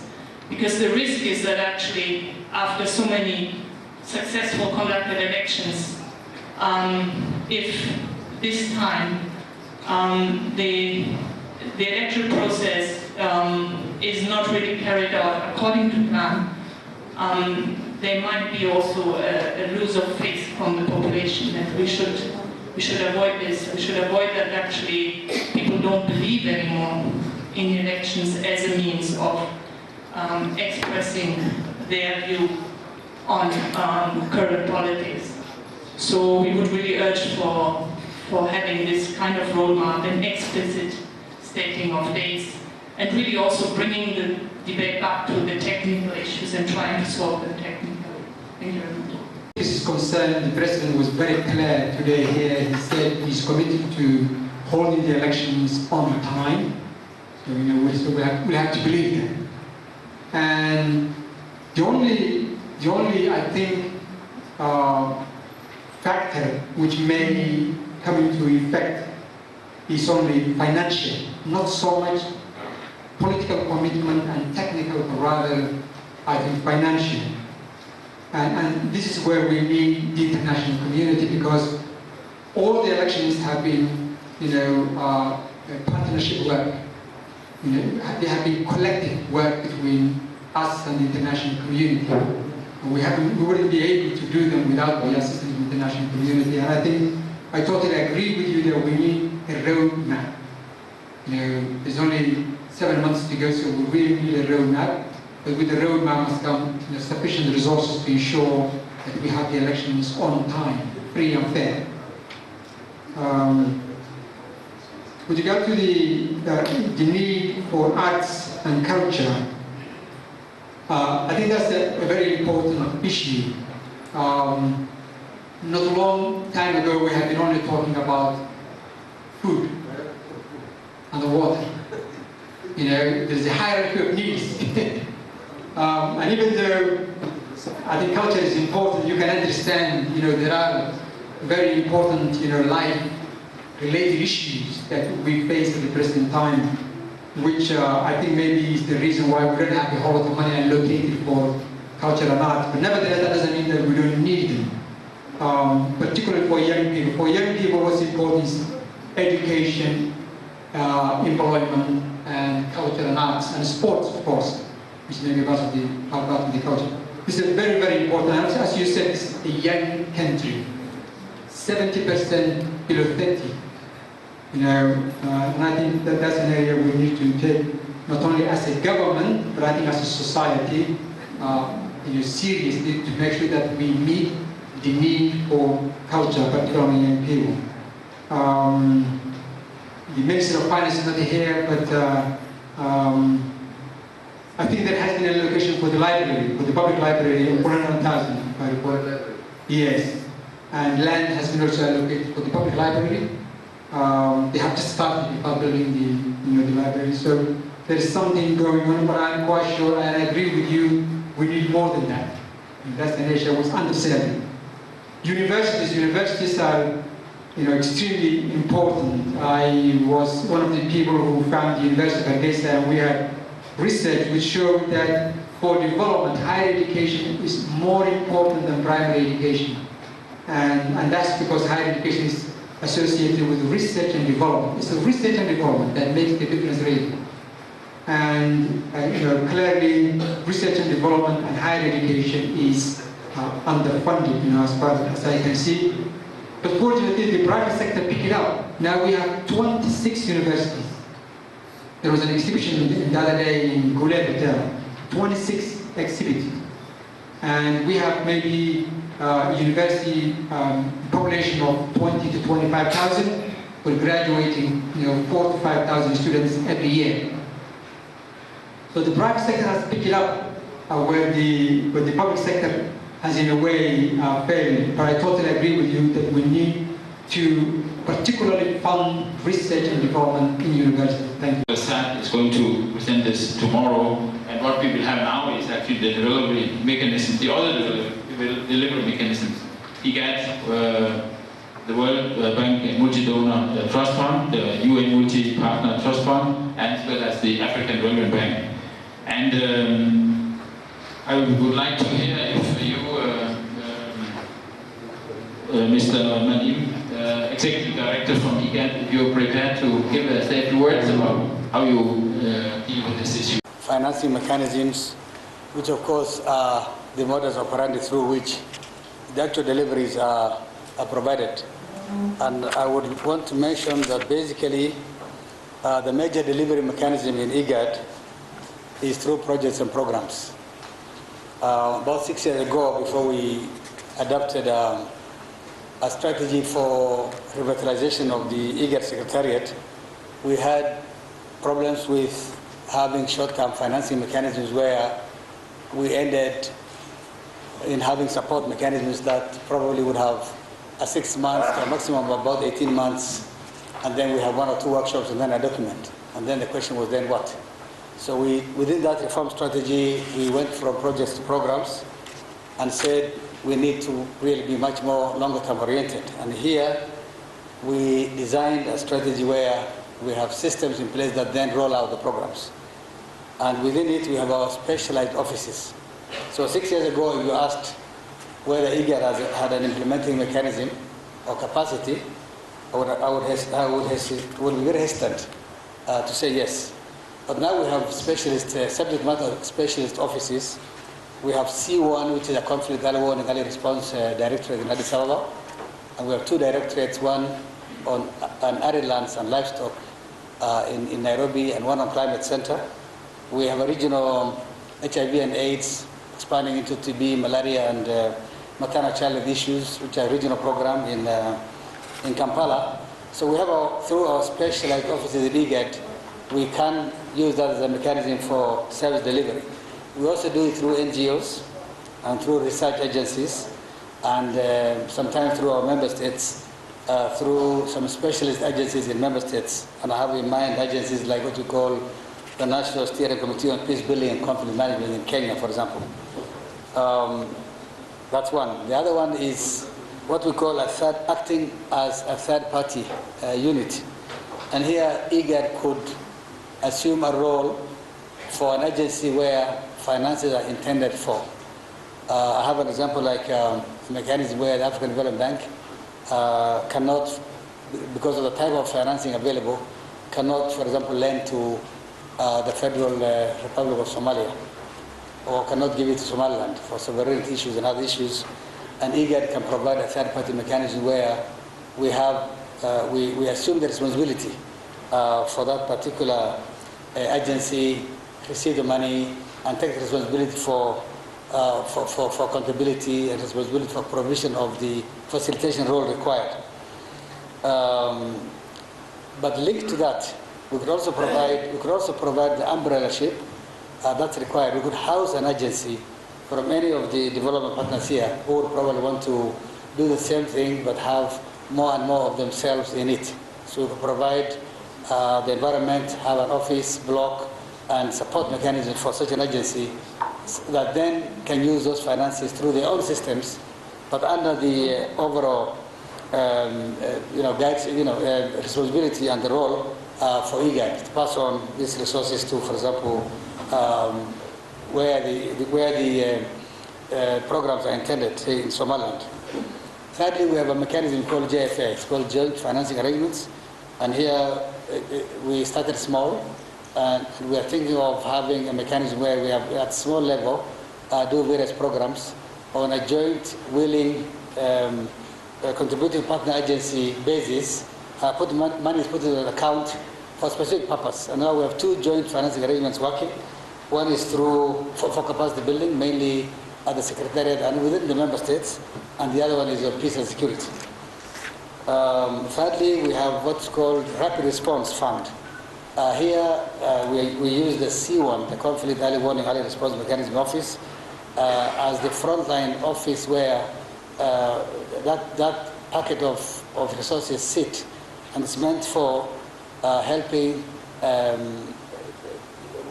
to finance or to support mechanisms that then will reduce incidences of conflict. So if we think that a small water supply station is required, or a borehole or a well or something that then can get people to agree, then quickly we could do it out of the RRF. Fourthly, we have what's called the mediation fund. This is a very high level of preparation and almost ready. It's not operational yet. And this as a result of the lessons we learned from the mediation process we were doing for South Sudan. And we think that should we, God forbid, run into an emergency that requires an urgent mobilization of groups and people together to undertake a mediation, then we shouldn't be caught flat-footed like we were in January this year when we started the South Sudan process. Fifthly, we have what's called the disaster fund. This is regional in nature. It is operational, and it's called a solidarity fund, and here contribution is only open for member states. 6, we have, and lastly, on the list, we have what's called the multi-donor fund, and here we're still planning. This is a planning stage mechanism, and we think that overall will require the whole of the resilience agenda needs to have a wider scale financing mechanism that then could roll out programs. So we have all these mechanisms, and each and everybody here is welcome to either test one of these or look at it or ask further questions, so that if we are unable, for example, to support programs in Somaliland or any other places within the region, then the regional organization will probably provide a backstop that you require. Thank you.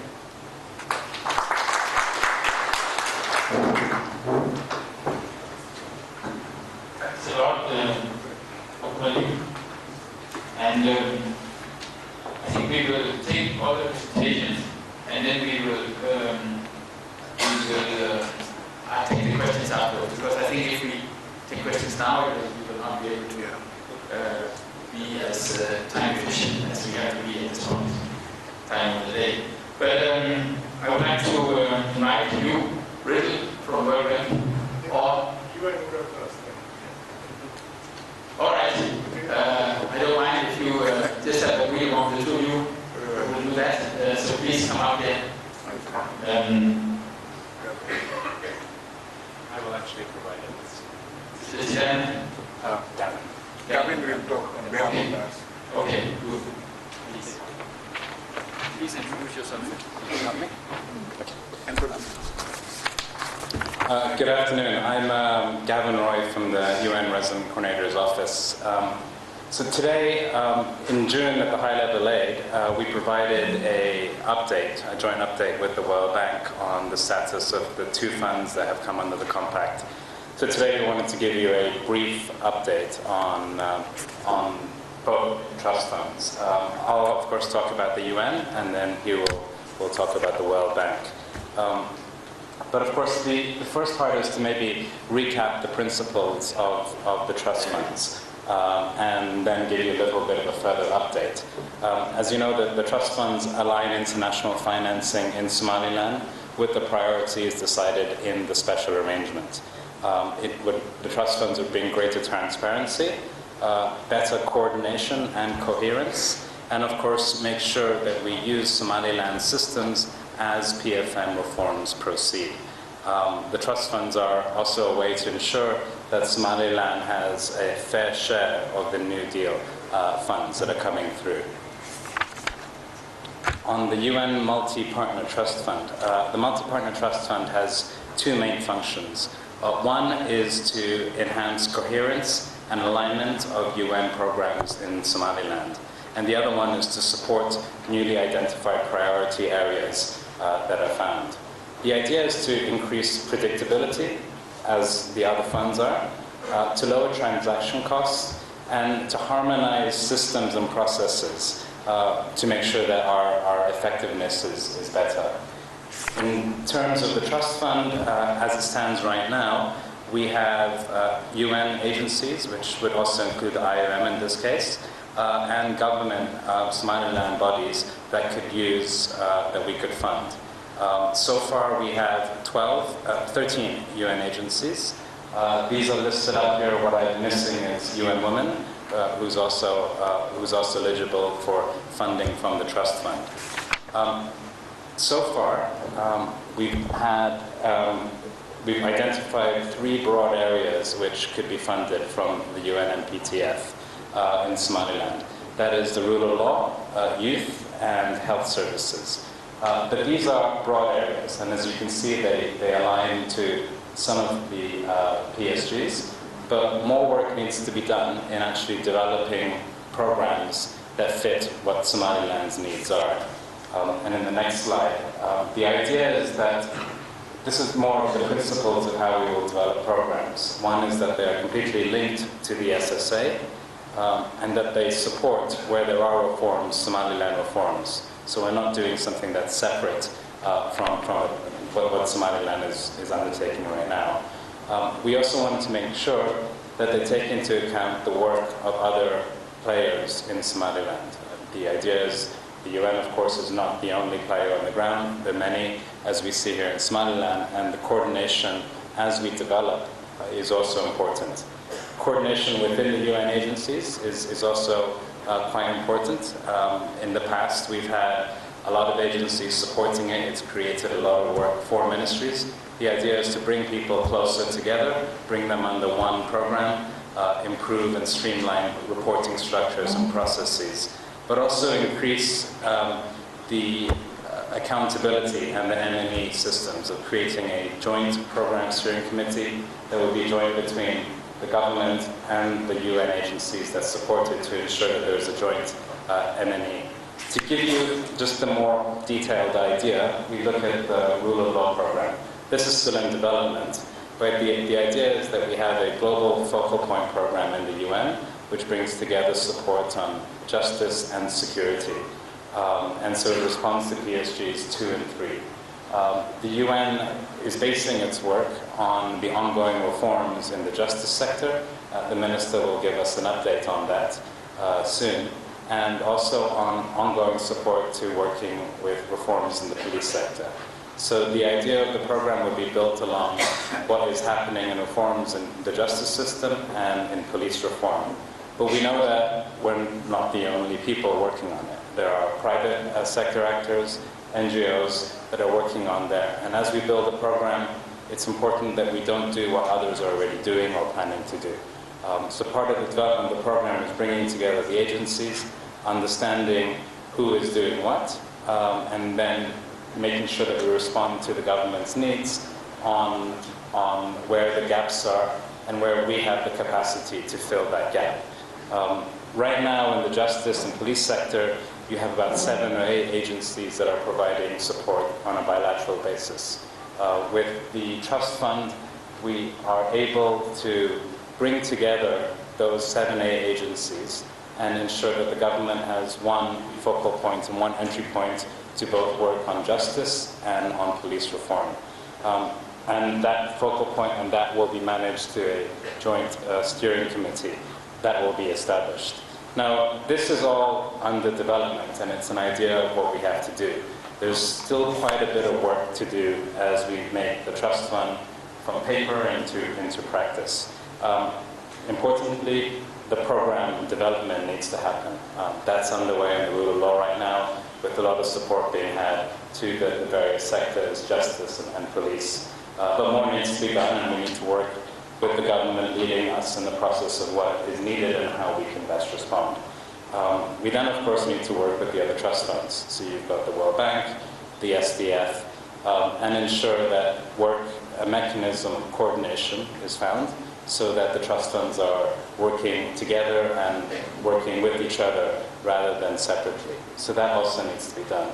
And then, of course, we need to always ensure that the partnership principles that the Minister talked about are completely aligned, both in how we work and set up the program for transparency, do no harm principles. All of these issues then need to be worked on. So there still is a bit of work to do on right now, and we hope in the next few months that a bit more progress will be had on that. From the UN side, that's it.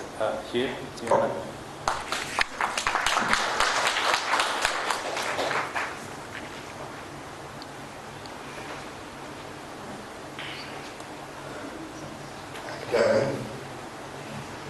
Thank you for giving me the opportunity to update everybody on the World Bank Multi-Partner Fund.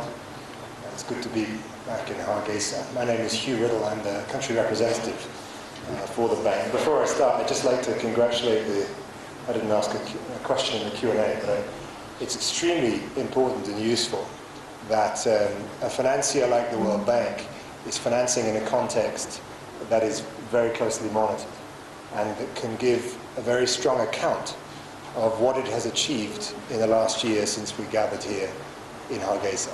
That is enormously helpful, and that's the information that goes back to headquarters on our side to help justify financing for the future. I'd also like to say that the bank, while this multi-partner fund is at its sort of birthday, the World Bank has been in Hargeisa in Somaliland since about 2003, but at a very, very small scale. We were involved in public finance management, private sector development, and some analytical work, as Dr. Saud knows, for some time. But I have to say, this was not necessarily a very strategic engagement. we were very strongly criticized by the government partners when I was coming in to engage for the first time a few years ago for sort of an on-off engagement, a complete lack of ownership on the side of the Somali authorities of anything the World Bank was doing, and not a very strong presence on the ground. So there was a lot of sort of gaps that were emerging in our relationship. It just wasn't clear what we were doing. I have to say some of that problem still continues. Dr. Saad sends us often emails complaining about he doesn't quite get it. He doesn't understand exactly what it is the World Bank is planning to do in Somaliland. And so he's really keeping us on our toes. And that's my entry point to saying that the Somaliland Special Arrangement really represents an opportunity for the World Bank. It's going to help us have a more coherent and sustained engagement here in coordination with others. And I have to say, listening to everything about the Somaliland Development Fund, I have to ask myself, what value can the World Bank bring in Somaliland? You know, we hear a lot about the Somaliland Development Fund being the preferred channel for donor assistance, and I tend to get very defensive. I say, well, what about the World Bank Multi-Partner Fund? But I think it's extremely good to have competition in that sense. We have to raise our game. We have to understand how to coordinate between the SDF and the World Bank. And I think I start in my own head by thinking, what are differences? How do we differentiate SDF activities from World Bank activities? And I think, therefore, taking our time a little bit is also useful. So that's an entry point into also saying another thing, which is we are, in the World Bank, not well known for our speed. The flip side of that, I hope, is that we are well known for sticking with it. We're a long-term partner to our development partners, to our counterparts. And that's what we want to be in Somaliland. Okay. Maybe the first complicated thing to say is that we see internally in the bank that we're relying on our donors. At the moment, Sweden, EU, and the UK has generously contributed to the multi-partner fund. We don't like relying on donors. What we like to do is finance governments with IDA. And that is, I hope, where Somalia can come in the future. And that's the bridge to longer term and larger scale financing for infrastructure. That's a complicated process that will, of course, require a lot of political discussion between Somaliland and Somalia. Secondly, we finance three sorts of things. Tomorrow you'll hopefully benefit from our colleague John Randa, who's a new economist who's joined this Somaliland program. He is leading a program of analytical work on growth. We're also doing a lot on poverty and on public expenditure. This frames any World Bank financing in any country. And it's very important so that the financing finds its strategic entry point. So that's one thing we'll be doing with the multi-partner fund. Secondly is TA. There's going to be a lot of TA, especially around PSG 5, and core government capacity, civil service reform, and public finance management. And thirdly, and this is where things get more expensive, more tricky, more long-term, is project financing. And here we're starting to look at some of the infrastructure opportunities. So we have ways of financing three different things. In terms of how those things coordinate, maybe one way to look at the World Bank Multi-Partner Fund is that it can help to scale up the Somaliland Development Fund. Having said that, I don't know how much money the Multi-Partner Fund will be able to mobilize for Somaliland. So I say that with caution. But we are on the board of the Somaliland Development Fund, the Oversight Committee. We attend that, and we watch with interest on the developing portfolio there. And already around the Hargeisa Water Authority, there is an emerging good collaboration with the investment the SDF is making.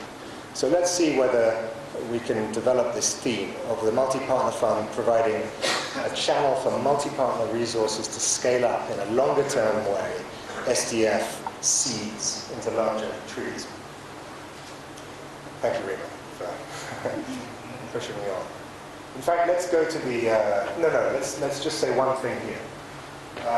These are some of the thematic focus areas. Basically, the multi-partner fund is focused on PSG4 and PSG5. But briefly on how the fund will operate. And I said we've received funding, but we're not yet operational. We're not financing any operation currently in Somaliland.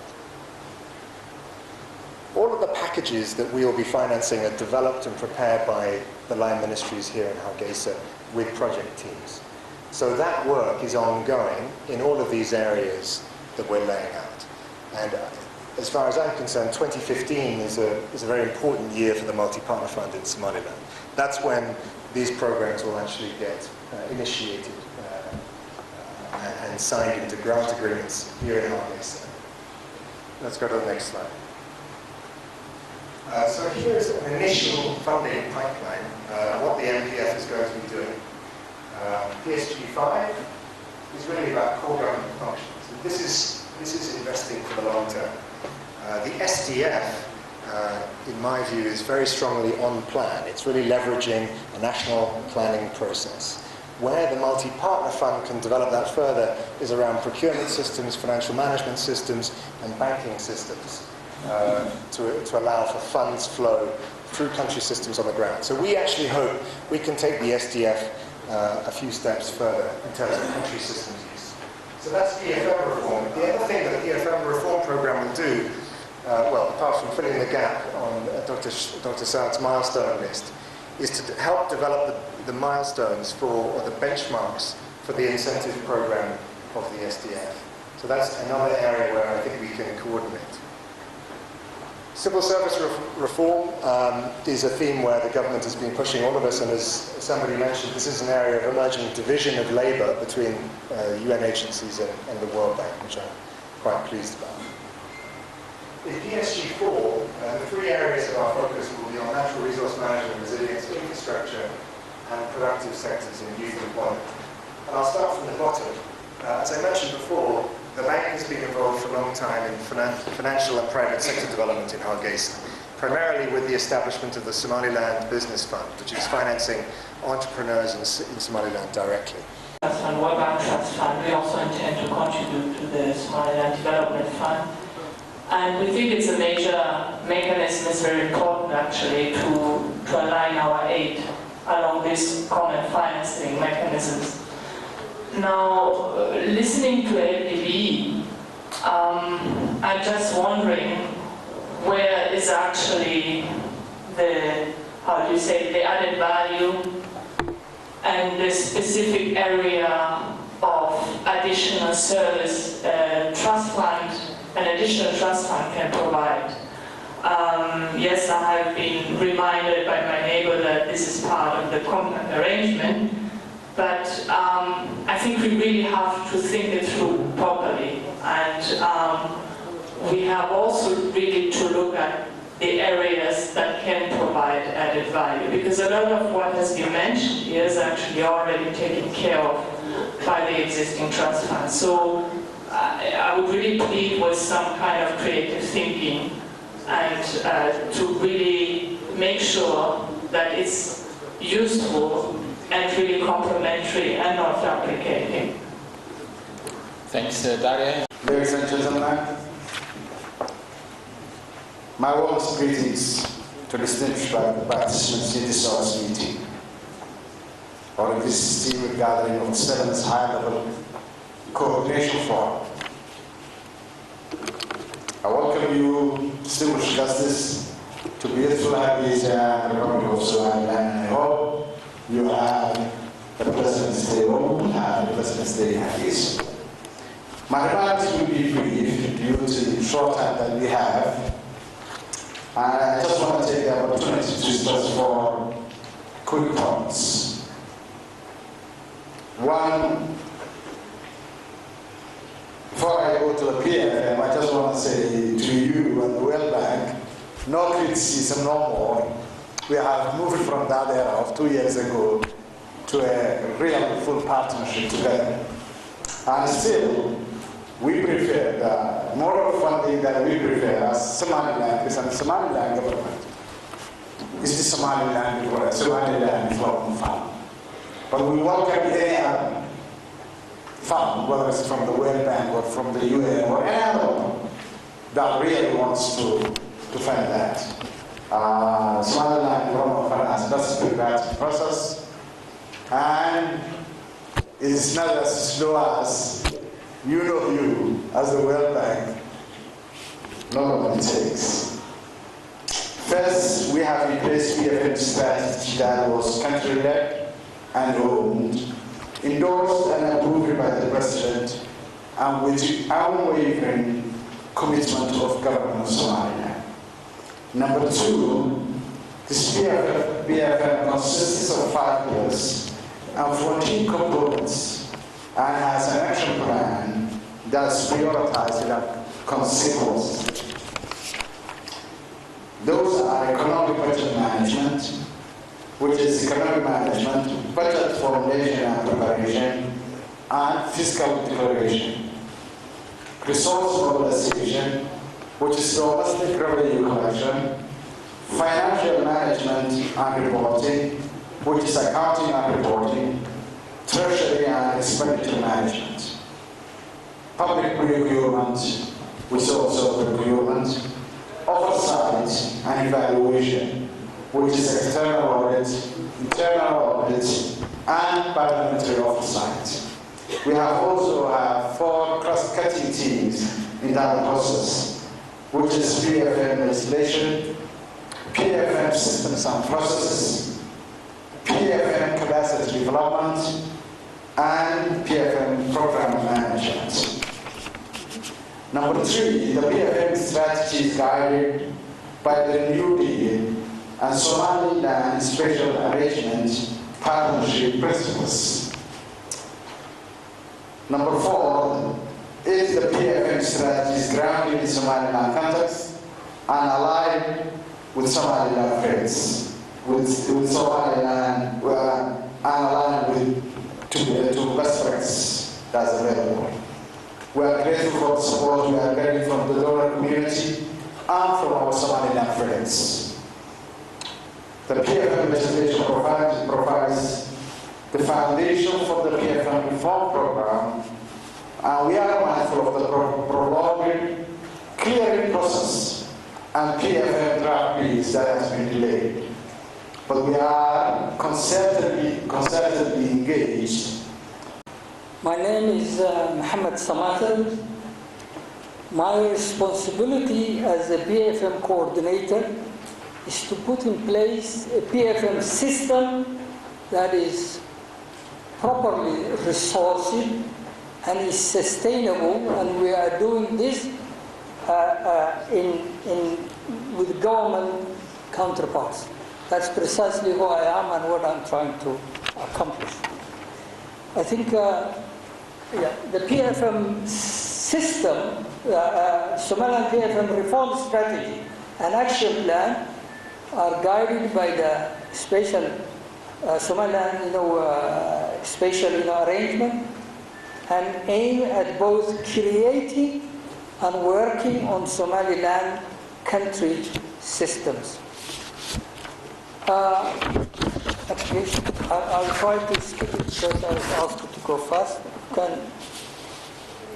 In terms of the design of the PFM system, as the minister said, it had 2 dimensions. One part is political and the other one is technical.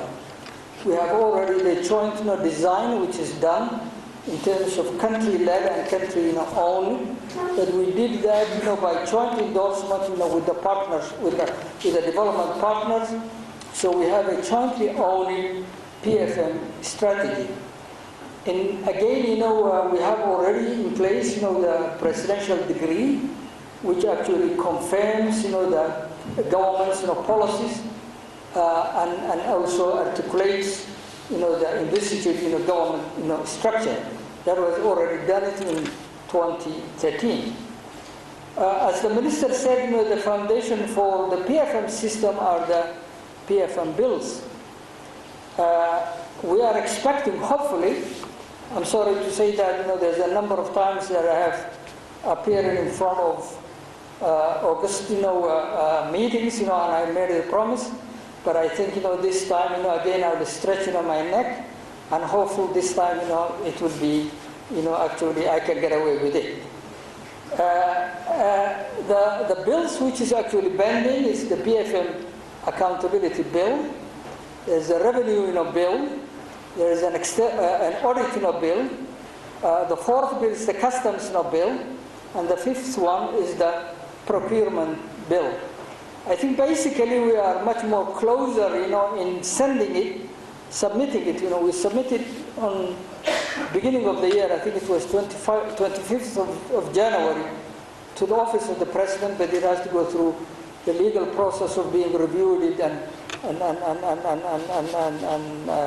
it went through different sort of cycles.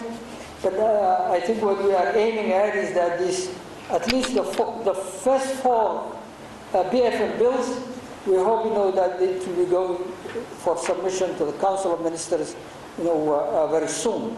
We have a few technical reviews to do in relation to the procurement bill, but we hope that it will follow suit very soon. Next, please. You can skip that and go to the next one, because now it's now what we are trying to do in the PFM system.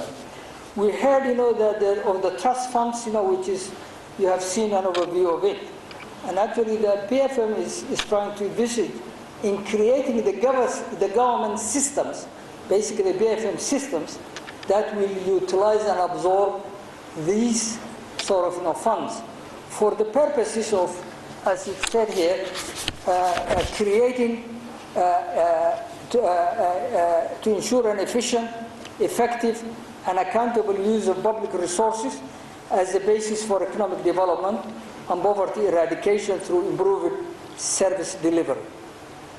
Actually, our aim is to achieve to bring all resources on Somaliland government budget, and to ensure transparency,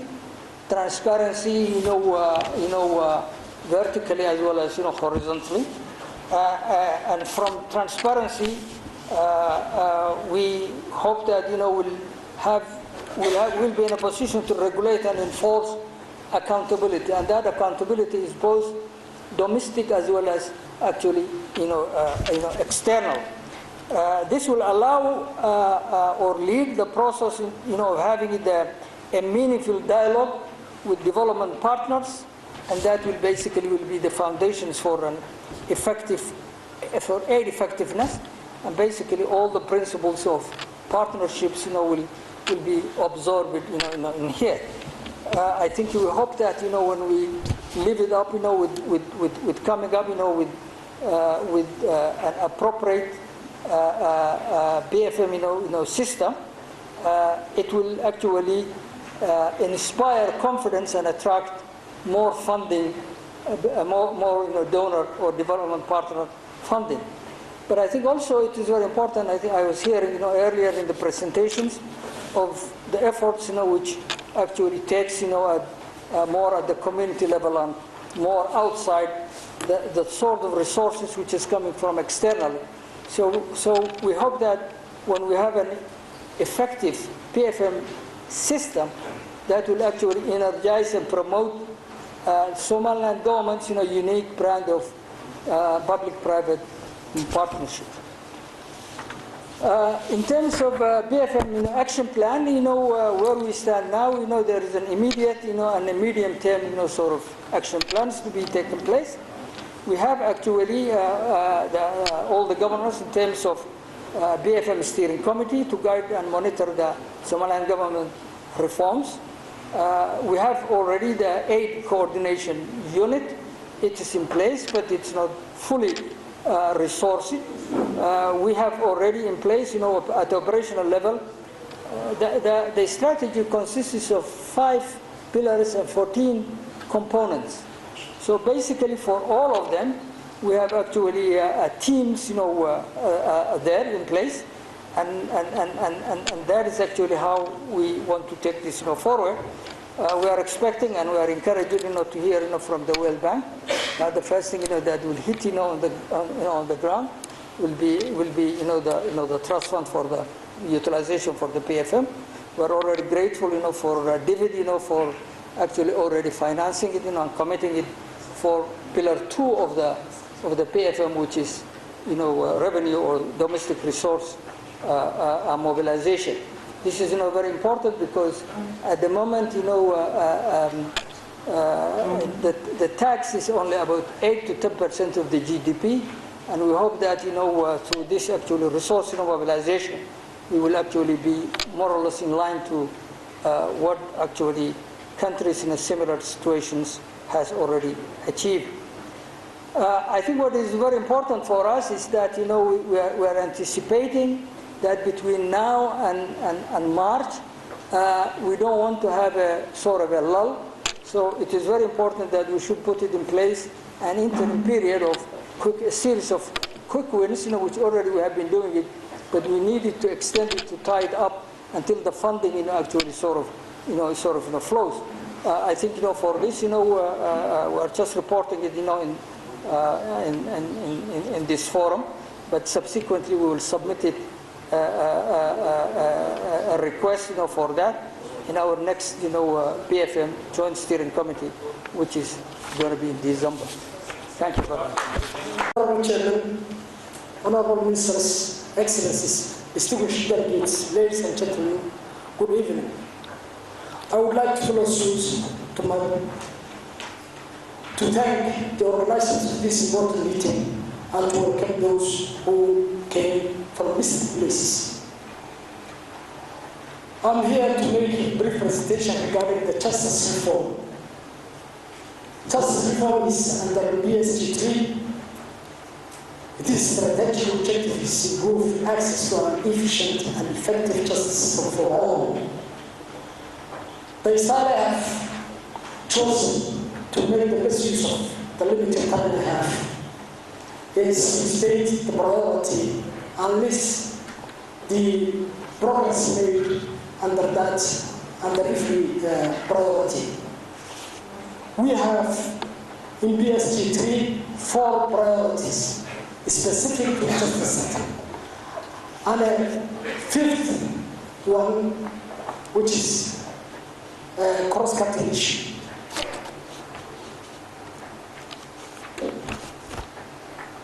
We have justice reform strategy in place since 2011, and an implementation scheme was set for that. Justice reform implementation scheme consists of several committees and work clusters. The main committees, the steering committee, comprising of the decision makers of all justice institutions. Justice reform technical support, which is supposed to assist the work clusters as well as the steering committee. We have also a justice reform international advisory group that's supposed to advise the steering committee in the implementation of the justice reform. We have 4 thematic work clusters. Each cluster comprises of the particular justice institutions whose works are related to each other. Priority number 1 is strengthening the capacity of the courts through extensive training and the provision of required equipment to ensure that they can carry out their core functions. Progress made under this priority. High Judicial Council was institutionalized. Judicial Code of Conduct adopted. Case management system piloted in Brodichet region and rolling out to 15 other lower courts. Minister of Justice supported to train 51 graduates as judges. Mobile courts function in 6 different regions. Minibus is purchased for 3 courts. A lump sum of money was allocated in the next year's budget to purchase equipment for the courts. This next year, of course. 6 mostly legal compendiums were developed, including legal aid manual, legislative drafting manual, prosecutor's manual, sentencing policy and guidelines, criminal trials bench book for judges, and so on. Justice sector information gathering matrix was developed.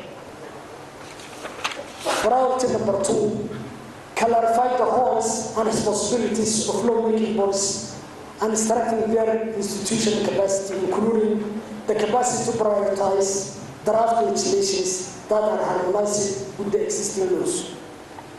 Under this priority, not much has actually been done. A legislative drafting policy was validated, a legislative drafting course delivered to members from relevant institutions by an international expert, and of course, as Minister Saad has mentioned, legal technologies were developed. Priority number 3, promote a more responsive and accessible justice system that promotes human rights for all. Under this priority, the following progress has been made.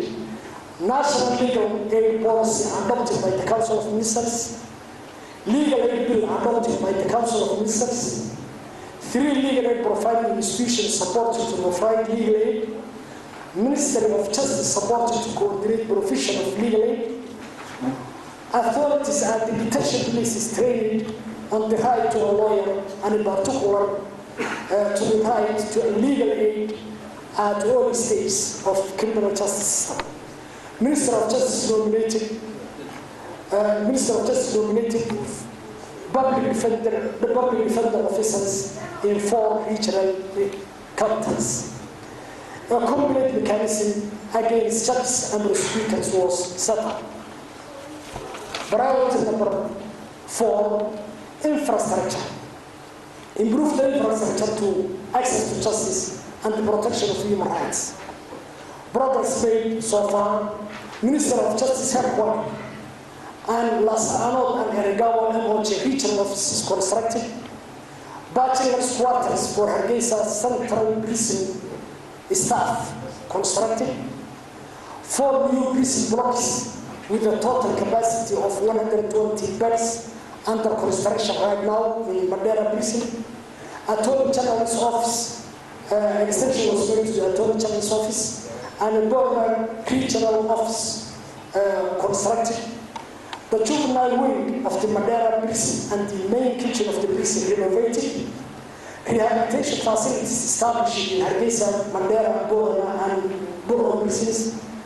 But these rehabilitation centers, I would say, are basic ones such as brick making, metalworks, carpentry, painting, tailoring, and so on, that would not attract many prisoners, such as those convicted of serious crimes we have in the prisons. 10 ammunition and small arms stores constructed for 9 prisons and the custodial corps headquarters. Idaho prison constructed. Around US $250,000 allocated in next year's budget to start the construction of the new prison in Bro. And I think the press is expected from the international community to cover. Challenges. Mobile call system and provision of legal aid underfunded. Lack of adequate equipment and furniture exists in the judiciary. Law review initiatives not adequately supported. Critical need for infrastructure prevails in the justice sector. Lack of enough transportation and DSA negatively affect mobile court system. Many perpetrators of SGB crimes go unpunished for lack of evidence. There are no forensic laboratories in Somalia. That's the reason. rehabilitation programs relevant to prisoners convicted of serious crimes, such as spiritual therapy and prevention of radicalization, do not exist. Lack of adequate transportation precludes the custodial courts to respond well to the court schedules and to prisoners' transportation needs. Lack of quality service delivery still exists in the justice institutions. Way forward. Upgrade the support for the mobile court system and provision of legal aid. Support reviewing and updating of existing outdated laws. Support the harmonization of Somaliland's 3 different legal systems. Construct new courts for people in Hargeisa, Borno, and Berbera. Renovate and extend the Supreme Court, Borno and Berbera regional and district courts. Construct new office facilities for the Attorney General governors and Berbera. Construct and equip MOJ regional offices in Hargeisa, Borno, and Berbera. Establish public defender scheme, alternative dispute resolution, diversion, promotion system, and promotion and parole systems. Construct new prisons with juvenile units in Hargeisa, Borno, Berbera, Zena, and Oduni.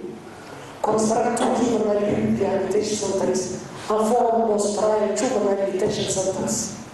Introduce appropriate rehabilitation centers for prisoners convicted of serious and organized crimes. Establish a legal training and resource center. Provide capacity building for justice institutions. Way forward continue. Gender issues.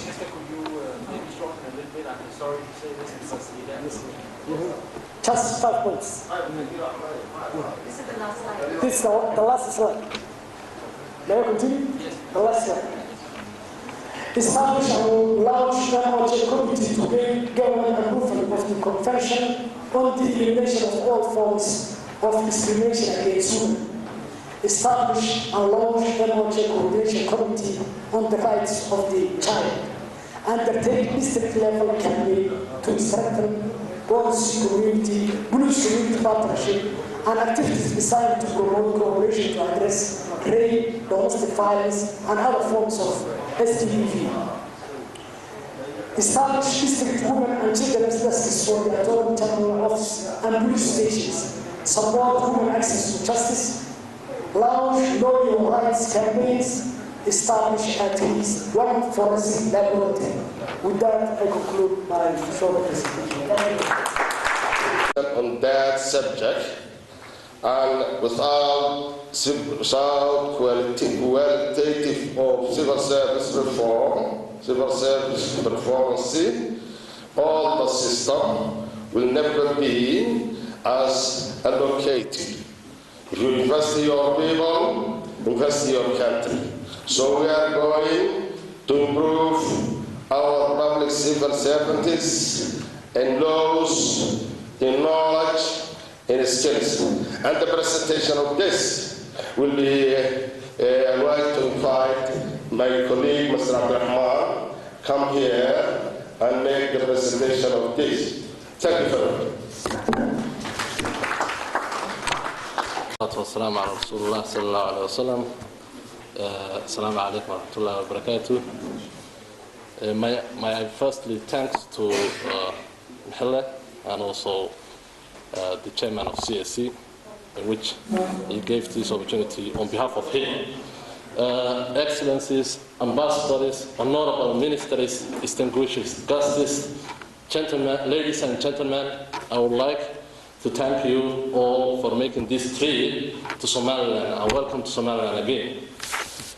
Today I'm going to present and give you a presentation on civil service reform and the progress that it has achieved for the last 2013 till right now, in which I will give you a short notes as well as the way forward and the challenges that we face to that steps.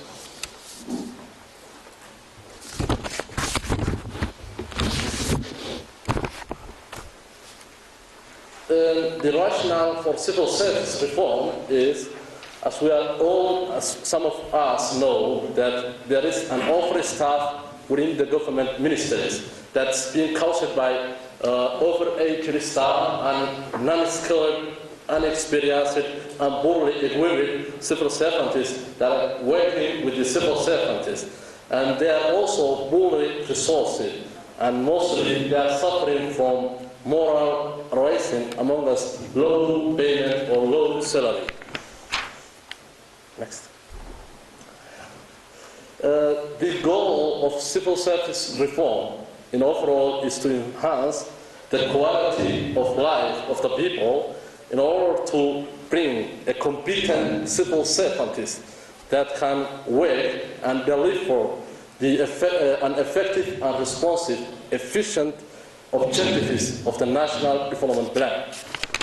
The main objective of CSR is to develop a professional, adequately compensated civil service that can work effectively and efficiently on delivering a high-quality civil service to the public. You know, the main aim of establishing or having a government is to deliver a service, and the service which the government is delivering is being done by the civil servants. So all what we are striving is to serve the people and deliver a high-quality service.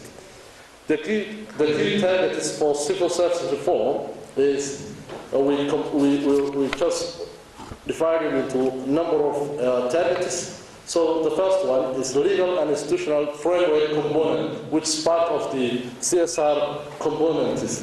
And as we are intended to review and recommend the civil service law, which we think right now is going to need us to make some sort of amendments. And before that, we're expecting to use what I can say, a presidential degree to fill the gaps. The Commission is also going to finalize drafting the pension and retirement law, which is also a good in terms of an exit mechanism to the civil service. We are going to bring on table to the steering committee for their approval. In terms of structural right people, we are intended to develop human resource manual as well as recruitment policy, and then develop a human resource development plan. Skilled people, CSI is going to review this training material and then submit an outcome to the Civil Service Reform Steering Committee. The Institute is also going to develop a pool of resources in which we are also kind of thinking that they will also upgrade and continue extending the civil servants' capacity. The Institute is also going of becoming an accredited training institution with CIPFA UK. The capacity search project, maybe some of you may not know, but this is a one-year training program in which project management and some ICT and English language for 75 civil servants in the first 6 ministries and agencies to implement projects under the SDF. Among the Hargeisa Water Agency, Minister of Livestock, Minister of Water Resources, Minister of Environment, Minister of Rural Service and Development Agency. All these are the line institutions. And the trainees, including SDF, project management teams, and other senior staff. This is being funded by DFID under the SDF, and the training program kicked off on 13th September.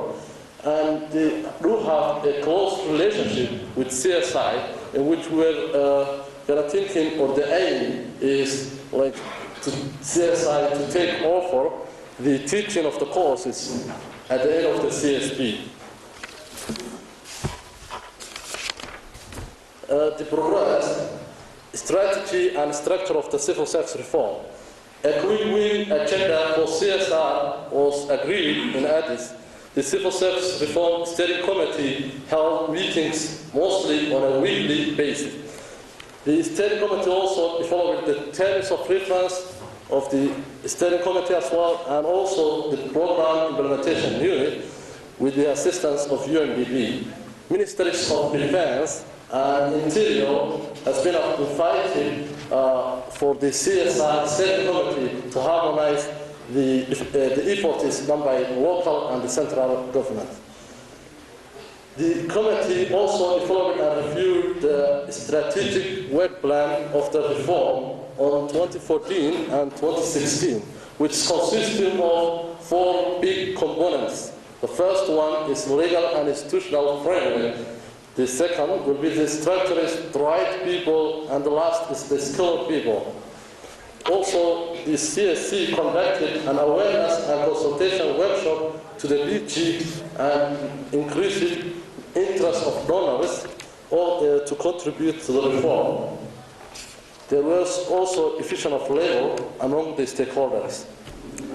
If you can see for this is a structure of the CSR, and we think and we know that this structure, some of them are partially in place, including the president is on place, steering committee is on place, commission is on place, but we are lacking some of those other structures, including joint government donor and also technical task force for DGs, and the main and the only unit that we think is the delivering or implementing unit for the reform is still being lacking for international or national advisors. The legal, since 2012, the government of Somaliland deducted 1% for pension fund from the staff.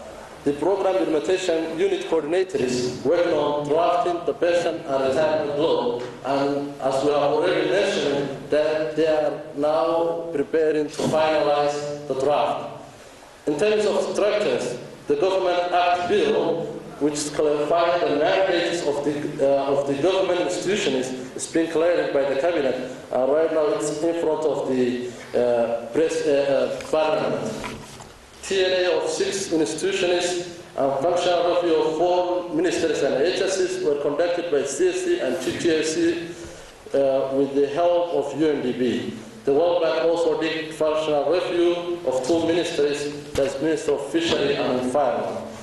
The right people, the Commission of Civil Service recruited 1,419 staff to the government ministries and agencies in this year through a competitive and examination process.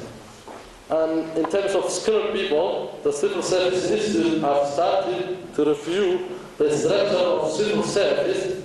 The Institute established also links with Kenya School of Government, MREF Kenya, and also Public Administration Institute of Turkey. 47 civil servants graduated from first and second degree at Ethiopian Civil Service University, and 43 civil servants, in which 20 of them were sent to Ethiopia this year, and now pursuing their education. Skilled people, the Civil Service Institute also provides degree programs, and in the last year, 343 graduated from different faculties, and 226 graduated in diploma courses, and also in professional courses. 590 civil servants has been provided professional short courses, which 35% of them were female. In terms of SDF capacity search project, TNA was conducted among the capacity search projects. Project tended group, and based on finding, a training program was the following. And baseline assessment was conducted at 3 levels: trainees, PMT, and ministries. And the cooperation between CSI and capacity has been effective. And this is an active participation of the trainees that are going to participate on project cycle management with their trainer, which is an international trainer. The challenges that the CSR is right now facing are many, but we can just list the main points. There is a lack of technical and financial assistance, and other than BFIP, through SDF and capacity set, and National School of Government International and monetary framework, financing has been delayed. There's also limited human resource capacity, and there's a lack of specialized senior advisors in terms of both on national and international. Specifically to CSR or to capacity project, there is a complex training schedule. I mean, like to accommodate the work schedule of trainees, and also the courses are broken up in different sessions during the week, which can cause a complex training schedule. There's also different levels of English language among the trainees. You know, the English is also analytical for some of the civil service working under taking that trainings. The way forward is to fully implement the civil service reform work plan, and then focus on building what we have through learning by doing. And we are right now requesting to the international donors to give a support to the CSR work plan on both technical and financial matters. And urgent technical support needed on placement of international advisories to the program implementation unit. Also, there should be more of joint government donor collaboration after the BFM coordination, and the capacity project training program to be completed and final review to be conducted in July 2015. Thank you very much.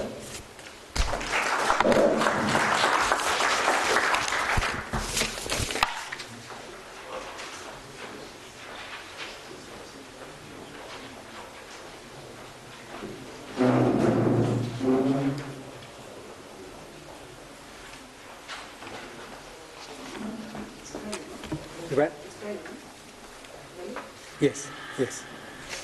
The next speaker is going to be from the Ministry of Finance, Mr. Weli. Will be standing on behalf of the Ministry.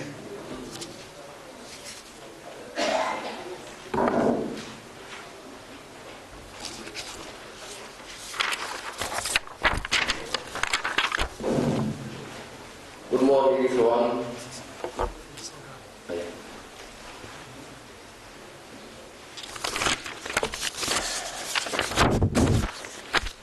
I'm from Ministry of Finance. My name is Willie Dawood Egal. I'm Director of Planning and Statistics of Ministry of Finance. The Ministry of Finance derives its mandate from the Constitution of Somaliland, which provides for proper budgetary and expenditure management of the government financial resources. Some of the key functions are formulating financial and economic policies, developing and maintaining fiscal policies, facilitating socio-economic development, managing public investment, managing revenues, expenses, and government borrowing, coordinating government ministries and environments in the preparation of the annual national budget. Here you see the target of 2014 of Ministry of Finance. It's a budget of 2014. It comes from 4 areas: central government, autonomous agencies, local governments, and SDF. The autonomous agencies include Central Bank, Prepare Boards, in electricity agencies, in Prepare Terminal level, and water agencies. Here you see it's estimate of, in January, September, it's a progress. We get the estimate is 114 million, and actual revenue is a central government office, because these 4 areas are separate. The municipality is independent, and the autonomous agencies are independent, and the SDF is independent. So we increased 7.3% for the January, September 2014. Way forward, this is 2015 budget already will be ready. I will send to the capital minister. Now it's in the parliament.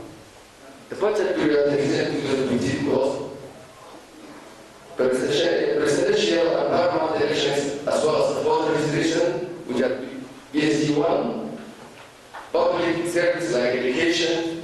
In this year, 2015, we are looking reconstruction and building for the primary schools and secondary schools. It's including for health, with about 5 MCS in a regional, including for water, in a building for business of water, use with a soil building, and social affairs. That's it.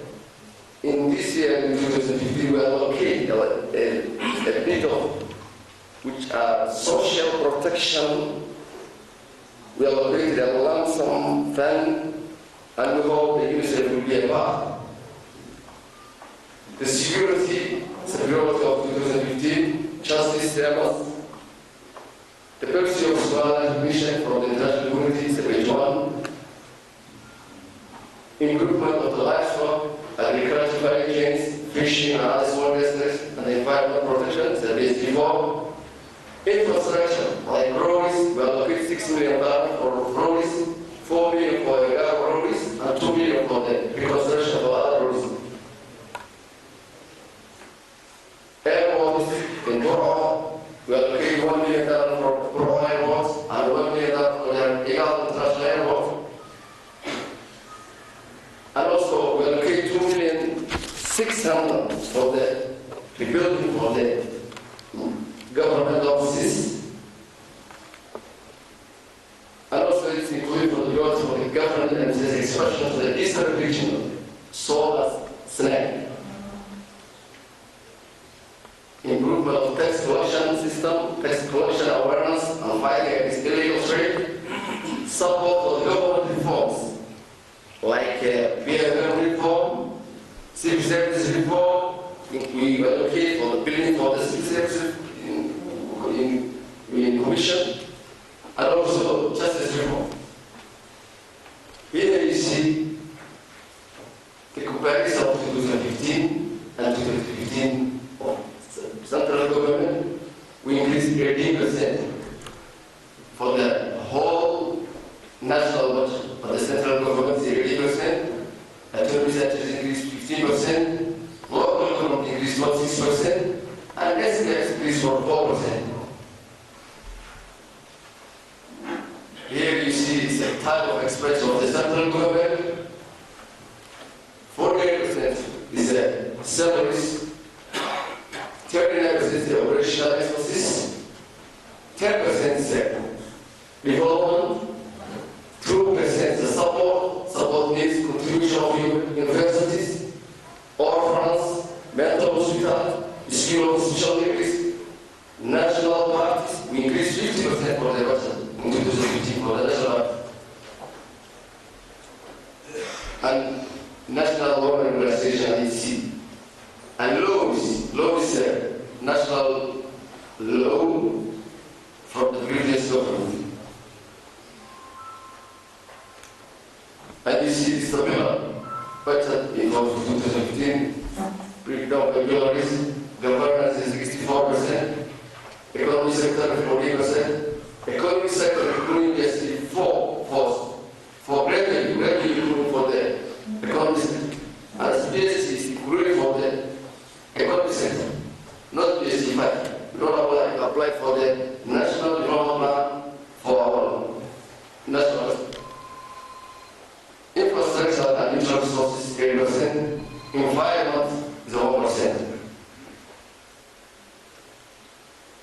Here is the PSCs, PSD1 governance, PSD2 security, PSD3 justice, PSD4 economy, PSD5 observed. You see, PSD1 increased 1%. It's included for the election budget according to inflation. That's why we increased 18% for security, 6% for justice, economy protection 24%, services 5%, all increased 20%. Here in year 2014 and 2015, to encourage the environment protection, we made an exception free of free beauty system items like cooking gas stocks should be tax exempted, and we should budget 2015 policy exempted for the cooking gas.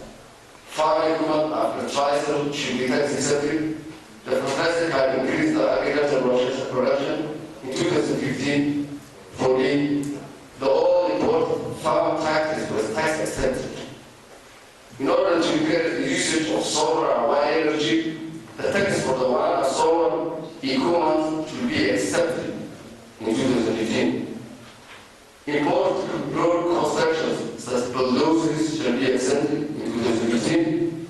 The ambulance and the firefighters vehicles should be tax exempted. If they are used for other purpose, the tax will be charged. Thank you. If there are any questions, there's my boss, Minister of State, the Minister of Finance, and also the Saad engineer who was the member of the budget committee. Thank you.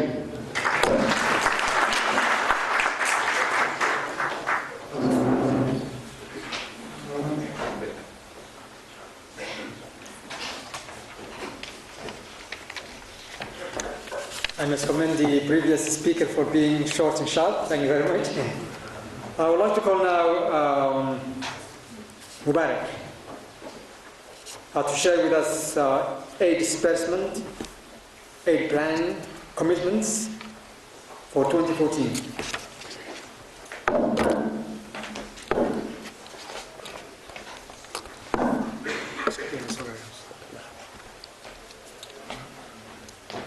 Okay, good morning, ladies and gentlemen. My name is Mubarak, the head of Special Program Unit at the Ministry of National Planning and Development. My presentation is on aid flows, as the Minister said.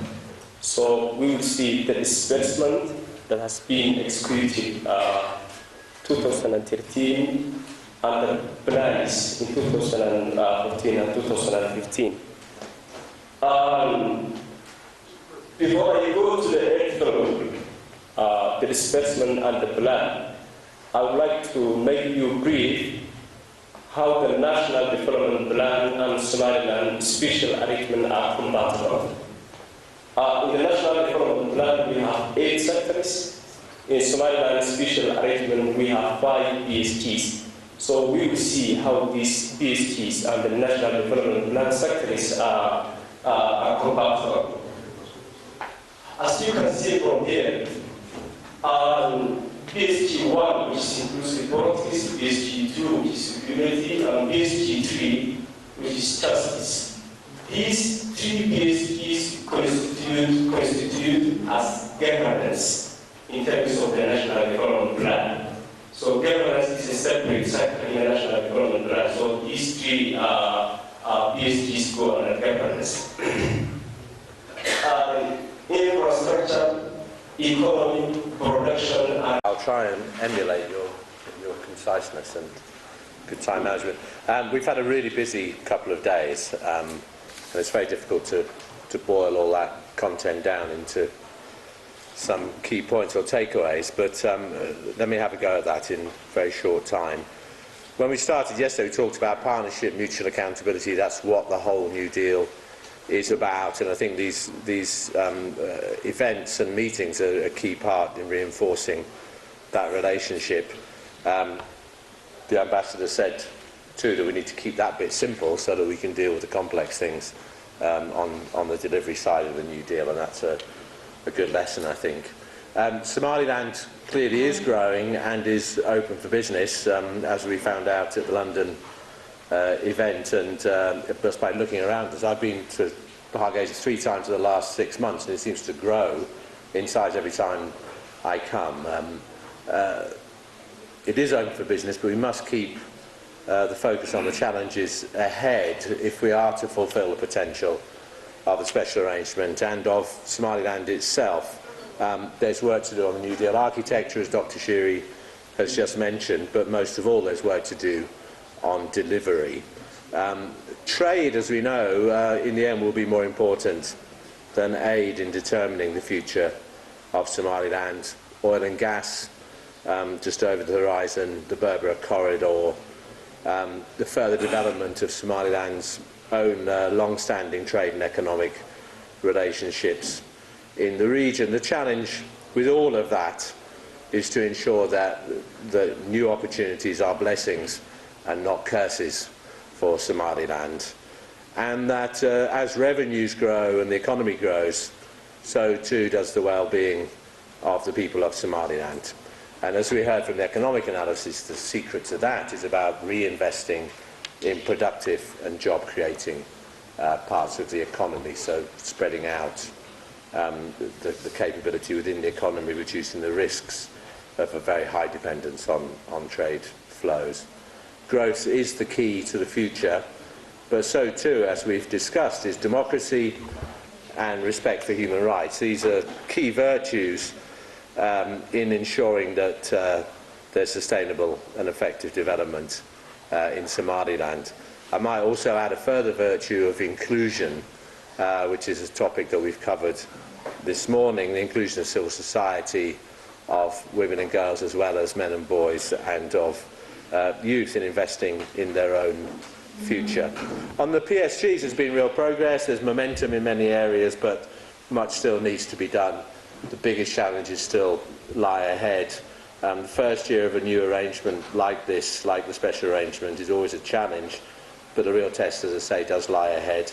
And I expect there's going to be some quite tough decisions to be made in matching the aspirations in the New Deal with the resources which are available to deliver those aspirations. That means we all need to make the best of the funding instruments we have on the donor side, the Somaliland Development Fund, the multi-partner funds, including, we hope, the new one coming from the African Development Bank alongside the World Bank and the UN, and making the best of the national budget, which is growing, perhaps not as fast as we'd all like to see, but there is increasing local resources also to spend on development.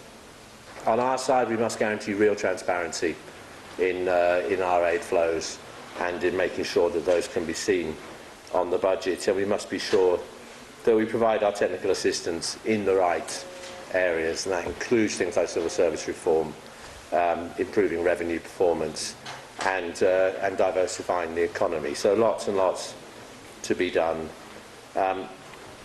Could I repeat Dr. Shiri's thanks to everyone who's worked so hard to put this event together. It's an incredible amount of work to run and plan these meetings, as we all know, so a great deal of appreciation from our side to everyone who's made this possible and who's taken time to present and discuss over the last couple of days. And thanks to Dr. Shiri for his challenge at the end on the way forward. Actually a very interesting set of propositions that I'm sure we'll be very happy to take up with you in the coming weeks and months following this meeting, and we all look very much forward to the next one, which maybe needs to either take more time or be a little bit more narrow and a bit more deep. But let's think about that in preparing the next meeting. Thank you very much indeed. International partners, ladies and gentlemen, it has been an honor for me, representing the UN coordination, to attend the 7th High-Level Aid Coordination Forum here in Hargeisa. As we all know, Dr. Shir, when we met 1 year ago, from the birth of the Somali Compact and the Somali Special Arrangement, it has been a busy year since then. In terms of how we have all worked together to turn the Compact from its states in 2013, which was a document, to what it is now, a living process of how we all work together to implement the priority decided by the Somalilanders. Looking through the draft annual report that was presented yesterday by government, it is evident that work has well underway to achieve the priorities identified across the peace-building and state-building goals. I'm sincerely pleased to note that the UN plays in each of those PSGs a critical role that has been also stated, as we have heard this last day. I'm also equally pleased to see that colleagues from the private sector and NGOs community are playing a crucial role, as we have heard this morning. I was really happy to listen also to the voice of the women, the voice of gender actors, the voice of the youth, because we need to listen to them if we want to make inclusive this agenda, which is how to build Somaliland with the participation of all Somalilanders. The progress that was made, that was achieved in Somaliland, for me, for us, is not a surprise. For the past couple of decades, we have all witnessed the immense progress underway here in Somaliland, be it through processes that are wholly locally owned and driven, because most of what we have heard is about Somaliland thinking on the best way to get out of turmoil. But we have also seen that this was not only through a wish list, it was through effort that was really devoted by all part of the country, and mainly through the leadership of the government.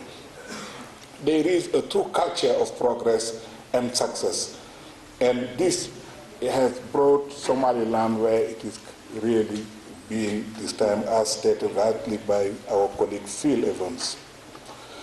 There were comprehensive reforms that are undergo in the legal justice, education, public financial management, and civil services. And we have seen that things are really being put on the right path. This has highlighted strong commitment by Somaliland, and also with the support of international community, to achieve the transformational change that we are looking forward to see happening here and now. And this is what the Compact is about.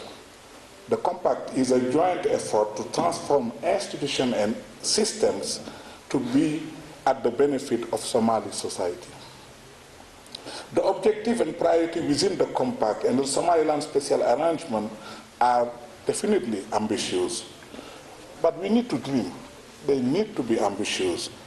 They seek rightly so to achieve a seismic shift that will eventually allow for international development assistance, the international development assistance to diminish progressively in order for the local leadership and ownership to increase at the best of their level. We all agreed on a set of principles to guide the new partnership we enter into under the Compact. It is really important that we all, especially within the UN, constantly refer to and practice these principles as we move forward. And then any framework for the special arrangement for Somaliland has been developed since this forum met in June 2014. Some progress has been made, and as said earlier, there is a lot that needs to be done, and we need definitely to commit to help implement those progress.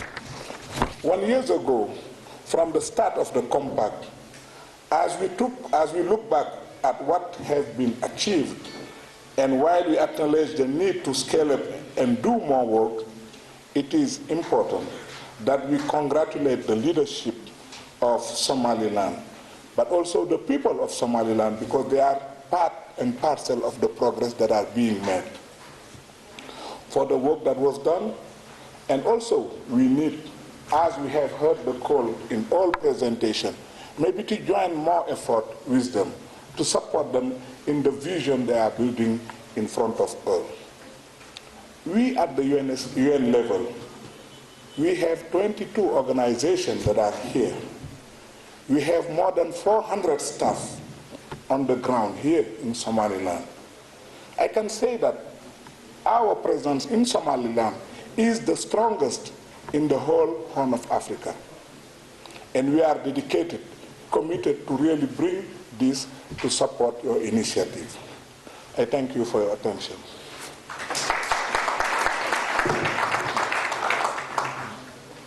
This very extraordinary and well-planned conference. It has, for me, who participates for the first time, been a great pleasure to be here. This is not the first time I come here, but it's the first time I participate in this meeting. And the hospitality that we have met from arriving here, right through the 2 days we have been here, has just been extraordinary. So I think we should give a hand to the government of Somaliland. for whatever they have done. It's really remarkable. We have also gone into this meeting. This is the 7th High-Level Aid Coordination Forum. But I think the background for this meeting has been better than what I also understand has been the basis before. We are moving forward also here. The fact that we now have the SSA, the Somaliland Special Arrangement, is a very, very good and extremely well-suited tool for what we actually have to deal with. It brings us together on a basis which is improved compared to other donor-recipient relationships. It's more fair, it's equal, and there are a number of principles, of course, that guides this cooperation. This is well thought through, and we can argue whether they are all necessary, all these principles. But it's good that we keep them in mind as we move forward, because each one of them actually means something. We should not try to all the time to say, okay, the principle says this, the principle says this, but we should keep it in mind so that it becomes a flexible but it's a solid base for our cooperation, that we have the principles that has been put forward yesterday by Madam Environment Minister. Let me also say that while I also said yesterday, and as was alluded to here by, we should not also we should also not make things too complicated. The documents that were put forward had a lot of wealth of information. The PowerPoint presentations, a lot of work has gone into this, a lot of meetings. I could feel a lot of hard work and sweat, late evenings. I think we really need to appreciate the work that you have done, all of you, actually to be well prepared for this meeting. I think we should drive in that way. But I also think that what is important is that we focus our efforts. There are so many challenges that we are facing in Somaliland, as in other countries where we work, also in my own country, Denmark, that there are so many challenges. But with the limited funds that we have available, it is important that we focus so that we can show results in these areas that we actually decide together to work on. I think this is what we have to keep in mind, so that we actually, for the people of Somaliland, the poor people, we are here to help, that we can actually show to them year by year, as we have done this year, that there are the money, the funds that is made available from the government, from the international community, is actually providing better conditions for them. That year by year they can see that life is improving. Life is improving in a material way, life is improving in the services that they receive, and also what we stressed in my opening remarks yesterday, in the way that they are able to participate in deciding about this country's future. And that's why the holding of the election next year is a point that I would like to mention again. It is for us, as it is for the Somali people, it is for the government, very important that this takes place as has actually been agreed. What makes it also interesting here is that the donors are coming better together.